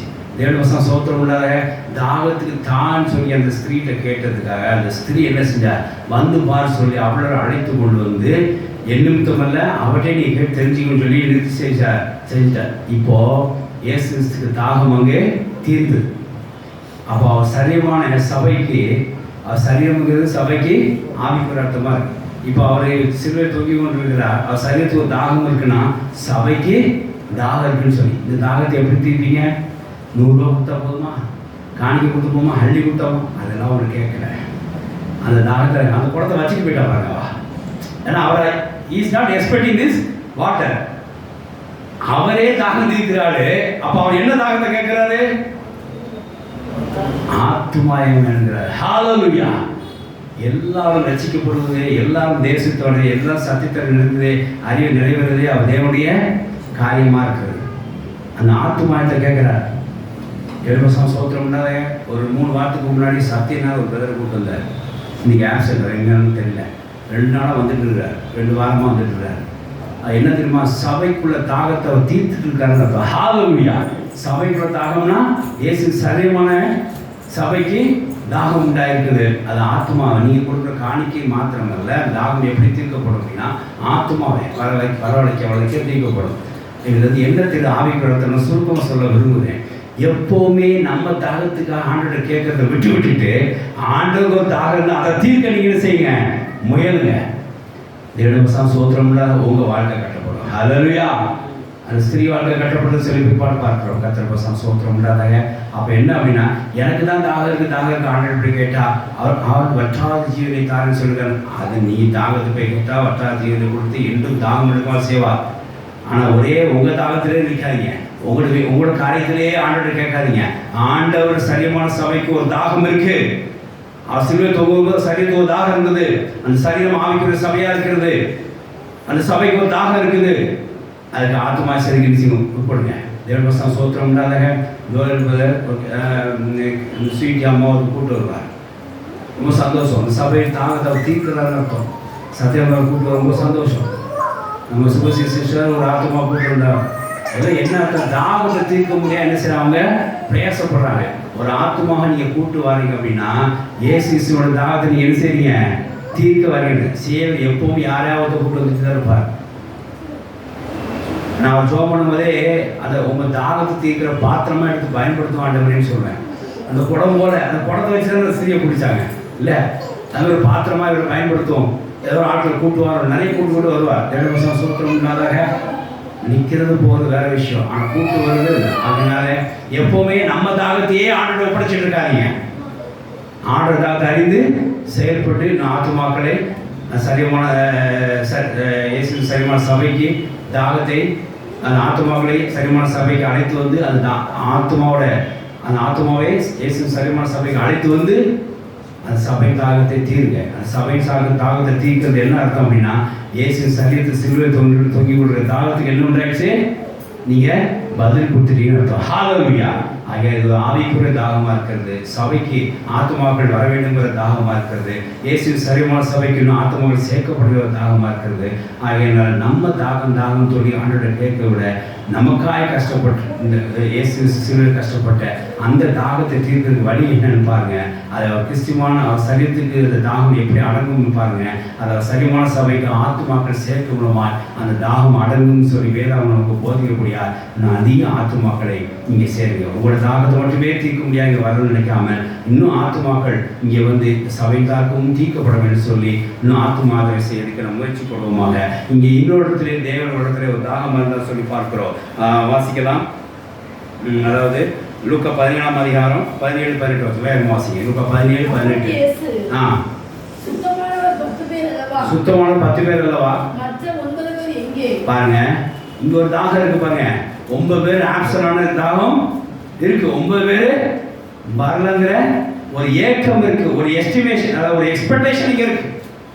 ஏன் 9 பேர் வரல அப்படி? இன்னைக்கு ஒரு ஆள் நம்ம சபையில் ஒருத்தர் வரலன்னா ஆட்டோமேட்டிக்காக சரீரத்துக்கு என்ன உண்டாயிரும்? தாகம் உண்டாயிரும். நான் ஏன் உங்களை வாங்க வாங்க வாங்கன்னு சபையில் போடுறேன். இப்போ தாகத்தை தீருங்க. நீங்கள் ஏசு தாகத்தை செய்ய தீருங்க. சும்மா அந்த பாஸ்டர் ஃபோன் பண்ணிகிட்டே இருக்கிற வரேன்னு தெரிஞ்சு போச்சு மறுபடியும் ஃபோன் பண்ணுறாரு அப்படின்னா என்ன அர்த்தம்? ஆமாம் மினிஸ்டர் சிரிக்கிறீங்க, அது சுபசி சிஸ்டராக சொல்லப்பட்டது. ஆமாம் சிரிச்சிட்டாங்க. நாங்கள் கூப்பிட்டு தான் இருப்போங்க. எங்கள் வேலையே ஏசு தாகத்தை செய்கிறதுக்கு ஏதாவது ஒரு ஸ்டெப் போயிடும். நீங்கள் தீர்க்கிறீங்களோ இல்லையோ நாங்கள் என்ன செய்வோம்? கொடுங்க ஏதாவது கொடுத்துட்டு என்ன செய்வோம்? தாகத்துக்கு ஏதாவது கொடுங்க அப்படின்னு சொல்லுவோம். பணம் காசு கேட்கலையா, உங்கள் ஆத்மாவை கொடுங்க. ஹல்லேலூயா. உங்கள் ஆத்மாவை தேவசனியாவது வரவழைங்க அப்படிதான் நாங்கள் கூப்பிட்டுருக்கோம். அது மாதிரி என்ன தாகம் அப்படின்னா, எப்படியாவது கர்த்தருடைய சரீரமான சபைக்குள்ள தாகத்தை நீங்கள் செய்யணும், தீர்க்க வேண்டும். அந்த ஆத்மாக்களை என்ன செய்யணும்? நீங்கள் கொண்டு வர வேண்டும். அதனால் இப்போ சிலுவையிலே கர்த்தராகிய இயேசு பேசின 5ஆம் வார்த்தையுடைய அர்த்தம் என்ன, ஆவிக்குரிய அர்த்தம் என்னன்னா, கிறிஸ்துவின் சரீரத்துக்கு இயேசு தொங்கி கொண்டிருக்கும் போது தாகம் ஏற்பட்டது. அது எப்படி தீர்ந்தது? அந்த ஸ்திரீ அநேக விசுவாசிகள் அழைத்து வந்த மூலம் விசுவாசி ஆக்கினது மூலமாய் அந்த தாகம் தீர்ந்தது ஜீவியத்திலே என்று சொல்லி பார்க்கிறோம். அதே மாதிரி ஒரு தாகம் இயேசு சிலுவை தொங்கிட்டு உண்டாச்ச சரீரத்துக்கு அது எப்படி தீர்க்க வேண்டும் என்று சொன்னார். அவர் சரீரமான சபைக்கு ஆத்மாவை நாம் சேர்க்க மூலமாக தாகம் தீரும். நம்ம தாகத்தை மட்டும் பார்க்காமல் இயேசு சரீரமான சபைக்கு ஒரு தாகம் இருக்குது, அந்த தீர்வுக்கு எனக்கு பொறுப்பு இருக்குன்னு சொல்லி அந்த தாகத்தை தீர்ப்போமாக கடந்து தொடர்ந்து கர்த்தர் ஆசைப்பார், வார்த்தையை ஆசைப்பார். ஆமென். ஹல்லேலூயா. ஹல்லேலூயா. இந்த வார்த்தையில ஏற்கப்படாம ஒரு ஜெபம் பண்ணுங்க. ஹல்லேலூயா. சோத்திரம் சோத்திரம் சோத்திரம் சோத்திரம் சோத்திரம். யோவான் சுவிசேஷம் 19ஆம் அதிகாரம் 30 வரை வாசிக்கிறேன். இயேசு சாடி வாணினார். முடித்தது என்று சொல்லி தலையை சாய்த்து ஆவியை ஒப்புக்கொடுத்தார். கர்த்தருக்கு ஸ்தோத்திரம் உண்டாதாக. இங்கே முடிந்தது என்று சொல்லி இயேசு கிறிஸ்து சொல்றதா சொல்லி பார்க்கணும். சிலுவையிலே முடிந்தது சொன்னார். எதோ முடிந்தது சொல்றார்? பாடுகள் முடிந்தது சொன்னார். ஹல்லேலூயா. நமக்காகப்பட்ட பாடுகள் அவர் முடித்து கொண்டார். அது மூலம் நமக்கு இங்கே பாடுகள் முடிந்தது சொல்லி அர்த்தம். தேவனுக்கு ஸ்தோத்திரம். பாடுகள் வரும்போதெல்லாம் சிலுவை நாதரை பாருங்க, இயேசு சிலுவை பாருங்க. அவர் முடிந்தது சொன்னார். எனக்கு பாடுபட்டிருக்கிறதுக்காக நீ என்ன செஞ்சார்? அவர் பாடுபட்டிருக்கிறார். அதனாலே அந்த பாடுகள் முடிந்தது என்று சொல்லி அவர் சொன்னார். கர்த்தருக்கு ஸ்தோத்திரம் உண்டாதாக. நான் உனக்காக பாடுபட்டிருக்கிறேன், அந்த பாடுகள் முடிந்தது, அதனால் உனக்கு பாடு இல்லை என்று சொல்லி தேவன் நாமத்திலே திருமணம் பண்ணுறார். இதில் என்ன பாருங்களேன், இந்த காரியம் என்ன நம்ம சிந்திக்கிறோம் அப்படின்னா, முடிந்தது ஏன் சொல்லணும் காரணம் அப்படின்னா, அவர் இயேசு தேவனுடைய சித்தத்தை செய்ய முடியாமல் வந்தார். அந்த சித்தத்தை அவர் செய்து முடித்தார். எதையும் அறவுரை அவர் விடவில்லை. பாருங்க சித்தத்தை எப்படி ஆரம்பிக்கிறவங்க தேசத்தை எப்படி 10ஆம் அதிகாரம் 7ஆம் வசனம் வாசிக்கும் போது இது என்னை பற்றி சொல்லப்பட்டிருக்கிறது. நான் பூமியில் போய் இந்த காரியத்தை உண்டு பண்ணுறேன் இதில் சொல்லி தேவ சித்தத்தை ஆரம்பித்தார். வாசிக்கலாம். எபிரேயர் 10:7. அப்பொழுது நான் தேவனே உம்முடைய சித்தத்தின்படி செய்ய இதோ வருகிறேன், புத்தக சுருளில் என்னை குறித்து எழுதியிருக்கிறது என்று சொன்னேன் என்றார். இப்படி வேத வாக்கிய பிரகாரம் தேசத்தை நிறைவேற முடியாது. யார் வந்தார்? தேசத்தை ஆரம்பிக்க முடியாது. இங்கே இயேசு வந்தார், ஆரம்பித்தார். ரைட்டா? அப்புறம் யோவான் 17ஆம் அதிகாரம் 5-6 வாசித்து பாருங்க. இது சொல்ல பிரகாரமாய் அவர் அங்கே செய்து முடித்தார். வாசிக்கலாம். பிதாவே, உலகம் உண்டாகிறதற்கு முன்னே உம்மிடத்தில் எனக்கு உண்டாயிருந்த மகிமையினாலே இப்பொழுது நீர் என்னை உம்மிடத்திலே மகிமைப்படுத்தும். நீர் உலகத்தில் தெரிந்தெடுத்து எனக்கு தந்த மனுஷருக்கு உம்முடைய நாமத்தை வெளிப்படுத்தினேன். அவர்கள் உம்முடையவர்களாய் இருந்தார்கள். அவர்கள் எனக்கு தந்தீர். அவர்கள் உம்முடைய வசனத்தை கைக்கொண்டிருக்கிறார்கள். நீர் எனக்கு தந்தவைகள் எல்லாம் உம்மாலே உண்டாயினவன் என்று இப்பொழுது அறிந்திருக்கிறார்கள். 17:5 வாசிங்க. நித்திய ஜீவன் அறிவதே. யோவான் 17:5-6. பிதாவே, வேலை வந்தது. நீர் உம்முடைய குமாரனுக்கு தந்தறின யாவருக்கும் அவர் நித்திய ஜீவனை கொடுக்கும் பொருட்டு மாம்சமான யாவரிலும் நீர் அவருக்கு அதிகாரம் கொடுத்தபடியே. இல்ல வர 3-4 வாசிங்க. 3-4 17:3-4. ஒன்றான மெய்தேவனாகிய உம்மையும் நீர் அனுப்பினவராகிய இயேசு கிறிஸ்துவையும் அறிவதே நித்திய ஜீவன். பூமியிலே நாம் மகிமைப்படுத்த கிளம்பி வந்து புஸ்தக சூழல் எழுது பிரகாரம் மகிமைப்படுத்த கிளம்பி வந்து நான் செய்யும்படி நீர் எனக்கு நியமித்த கிரியைகளை செய்து முடித்தேன். ஹல்லேலூயா. அந்த 17ஆம் இயேசு கிறிஸ்து சீர்வக ஃபைனலா பண்ண ஒரு ஜெபம் அவர் என்ன செய்தார்? அது நிறைவேற்றத்துக்காக பூமியிலே எபிரேயர் 10:7 பிரகாரம் வந்தார். யோவான் 17:3 என்ன செய்தார்? அதை 4 அவர் செய்து முடித்தார். தேவனுடைய பரிசுத்த ஸ்தோத்திரம் உண்டாதாக. ஒரு காரியத்தை ஆரம்பிச்சா அது என்ன செய்யணும்? செய்து முடிக்க பழக்கம் இயேசுக்கு நீ கற்றுக்கொள்ள வேண்டும். ஹalleluya. அறவரே விடக்கூடாது. பாதி செய்வோம், ட்ரபிள் ஆகும், அப்புறம் அப்படியே விட்டுட்டையா. ஒரு கோர்ஸ் பண்ணையா, அது இடையில அப்படி விட்டுட்டையா. ஒரு படிச்சையா, அப்படி விட்டுட்டையா. இந்த பேச்சு கிறிஸ்துவ சாட்சி கிடையாது. ஆரம்பிச்சோம் முடிச்சிடும். முடிந்தது சொல்லத்தக்கதாய் தேவ சித்தம் உடையவராக காணப்படுங்க. ஹalleluya. ஒரு கோர்ஸ் ஆரம்பிச்சுன்னா முடிங்க. பிள்ளைகளுக்கு ஹிந்தி ஆரம்பிச்சா ஃபுல்லாக முடிப்பா. முடிந்தது சொல்லத்தக்கதாக சாட்சி வச்சுக்கோ. ஸ்கூல் வாழ்க்கையா நல்லபடியாக முடிங்க.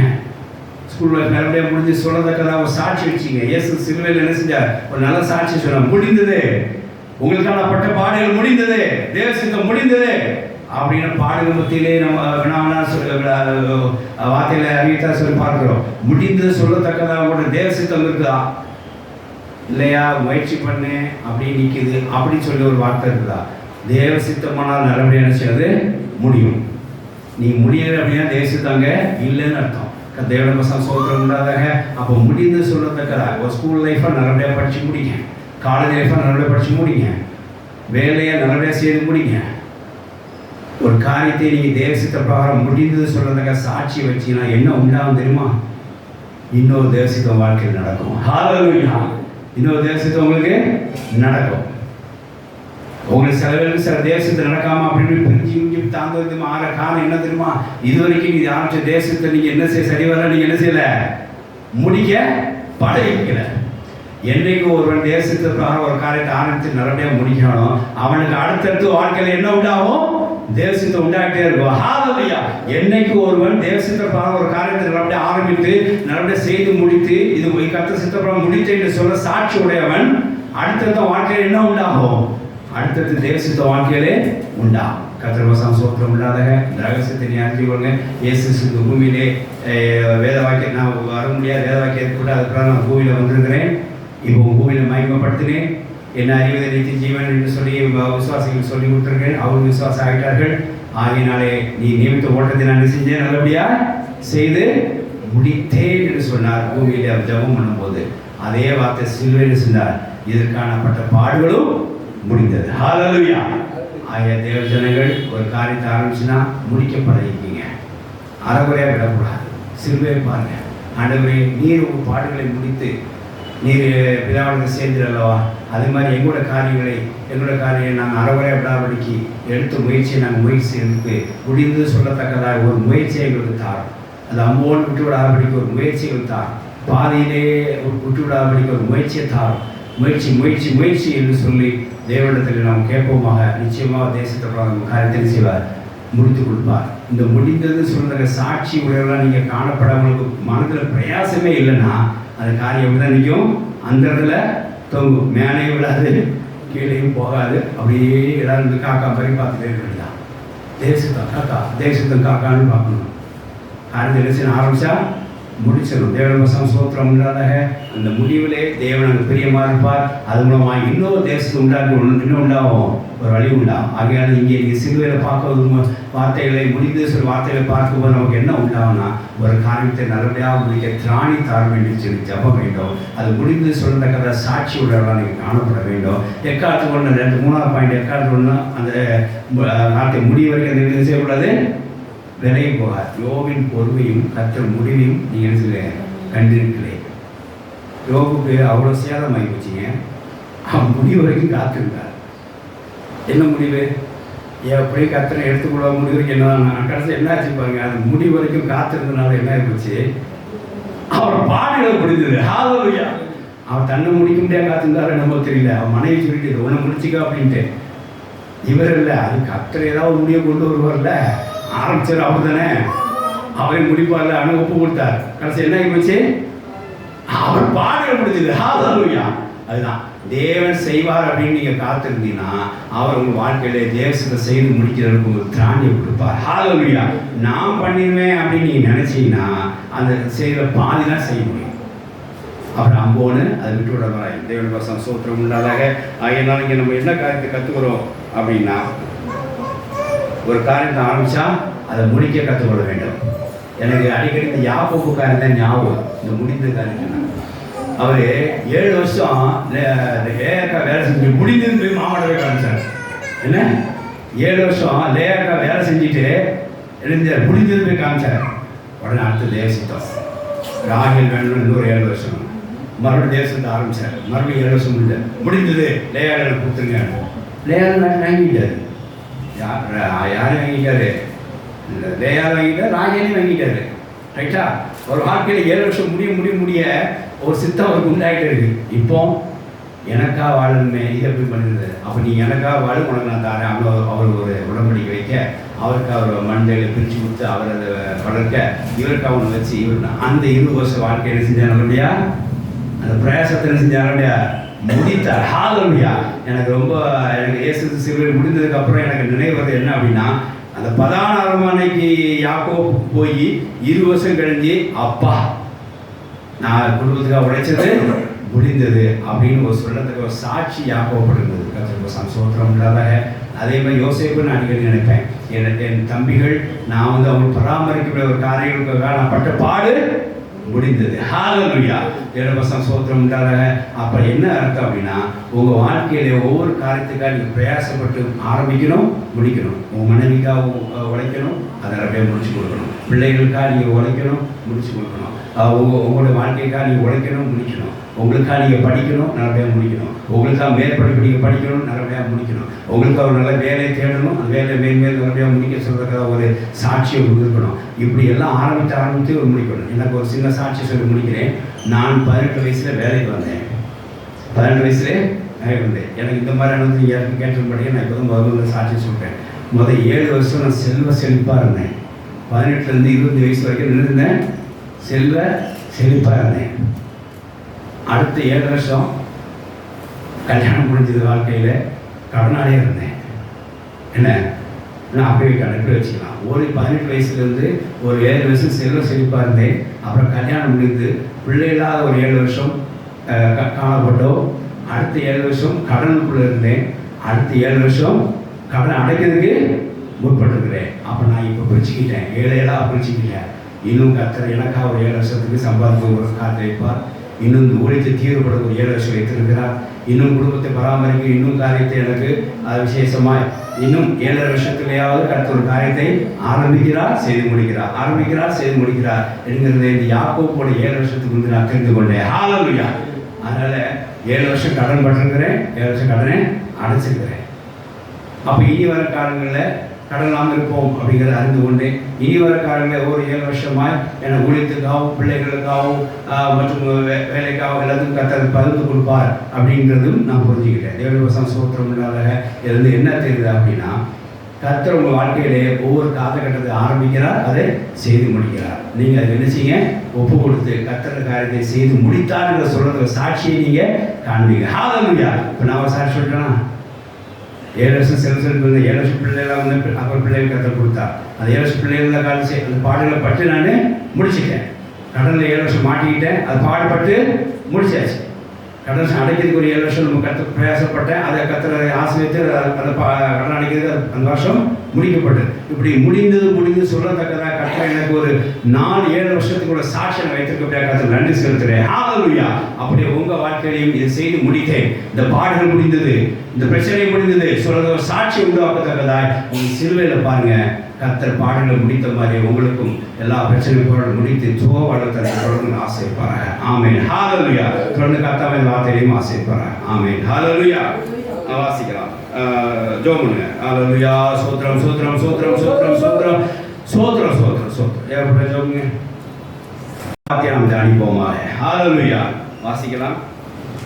லூக்கா 23ஆம் அதிகாரம் 46 வாசிக்கலாம். இயேசு, பிதாவே உம்முடைய கைகளின் ஆவியை ஒப்புவிக்கிறேன். பிதாவே உம்முடைய கைகளின் ஆவியை ஒப்புவிக்கிறேன் என்று சொல்லி மகா சத்தமாய் கூப்பிட்டு இப்படி சொல்லி ஜீவனை விட்டார். தேவனுடைய ஸ்தோத்திரம் உண்டாக.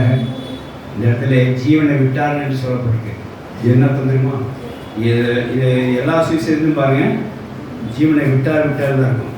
ஒருத்தரும் ஜீவனை எடுத்துக்கொண்டார்னு இருக்காரு, இயேசுவை கொலை செய்தார்னு இருக்காரு, இவரெல்லாம் செஞ்சிருக்காரு, அந்த ஆவியை ஒப்பு கொடுத்துருக்காருன்னு சொல்லியிருக்கோம். ஹalleluya. இயேசுவை கொண்டார்கள் அப்படிலாம் இருக்காது, ஜீவனை எடுத்துக்கொண்டார்கள் அப்படிலாம் இருக்காது, ஜீவனை விட்டார்கள். அப்போ என்ன அர்த்தம் தெரியுமா?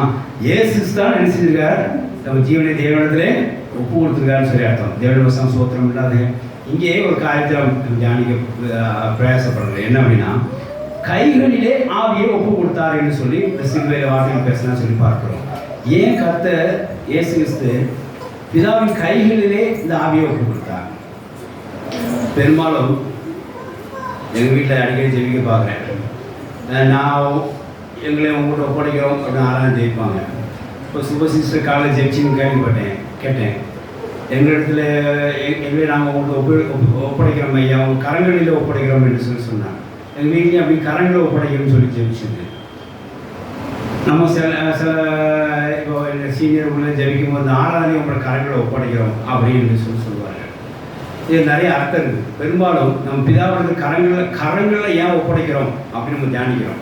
கரங்களை ஏன் ஒப்படைக்கிறோம்னா, நமக்கு இது வரைக்கும் தெரிஞ்ச ஆவிக்குரிய அர்த்தம் எப்படி தெரியுமா? கரங்கள் இருந்தா நமக்கு புயல் காரியத்தை என்ன செய்வோம், விளக்கமாக எடுத்துப்போம். ஆண்டவரே, நாங்கள் நம்ம கரத்தில் இருக்கிறோம், எங்களை என்ன பண்ணுங்க, ஒரு பானையாவோ ஒரு டம்ளராவோ ஒரு தட்டாவோ என்ன பண்ணுங்க, எங்களை டியூன் பண்ணுங்க. அதுவும் கரத்தில் உங்களுக்கு நேரடி பிரகாரம் எங்களை வளைந்து கொள்ளும்படியாக கரத்தில் ஒப்படுக்கிறத நம்ம கேள்விப்பட்டிருக்கிறோம். நான் இன்னைக்கு ஒரு ஆவிக்கிறத்தை எனக்கு தெரிஞ்சது, கரங்களில் ஏன் ஒப்பு கொடுத்தா? சரி, இப்போ இயேசு அந்த அர்த்தம் இயேசு செல்லுமா? இயேசுவே என் ஆவியம் கரங்களில், பிதாவே இயேசு சொல்கிறார் இல்லையா, பிதாவே உங்கள் கரங்களில் ஆவியை ஒப்பு, இப்போ அவர் இயேசு டியூன் பண்ணுவாரா? இயேசு டியூன் பண்ணுறா. அப்போ அந்த அர்த்தம் வேற, உயர்வுக்கு அர்த்தம் வேற, கரங்களை ஒப்புடுற அர்த்தம் வேற. அப்போ இந்த கரங்களில் ஏன் ஒப்பு கொடுத்தார் என்று தியானிக்கும் போது ஒரு காரியம் எனக்கு புரிந்தது. பிதாவின் கரங்களை நீங்க எதுவும் ஒப்பு கொடுத்தாலும் திரும்ப நீங்க பெற்றுக்கொள்ளலாம். ஆமென், ஹalleluya. பிதாவின் கரங்களிலே நீங்க எதோ ஒப்பு கொடுத்தாலும் திரும்ப அதை பெற்றுக்கொள்ளலாம். அப்ப ஜெபிக்கும் போது இந்த அர்த்தமுடையவர்களா ஜெபம் பண்ணுங்க. நம்ம அந்த ஆராதனை தேவனை ஒப்புக்கலாம், திரும்ப இந்த ஆராதனை பெற்றுக்கொள்றோம். அடுத்த வாரம் ஆராதனை நடக்கணும்.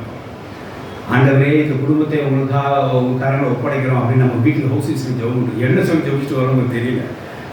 இல்லை, ஜென்ரல் என்ன சொல்லுவோம், ஆண்டவர் இந்த குடும்பத்தை உங்களுக்கு கரங்களை ஒப்படைக்கிறோம், கரெக்டாக பார்த்து கொள்ளணும், நல்ல டியூன் பண்ண ஆண்டவரே, அடுத்த வரும்போது இந்த விசுவாசங்கள் நினைச்சிருக்கணும், வளர்ந்துருக்கணும் அப்படிங்கிறது தான் நம்ம சொல்லிட்டு வரும்போது நம்ம சில ஊழியை ஜெயிச்சிருப்பாங்க இருக்கும்.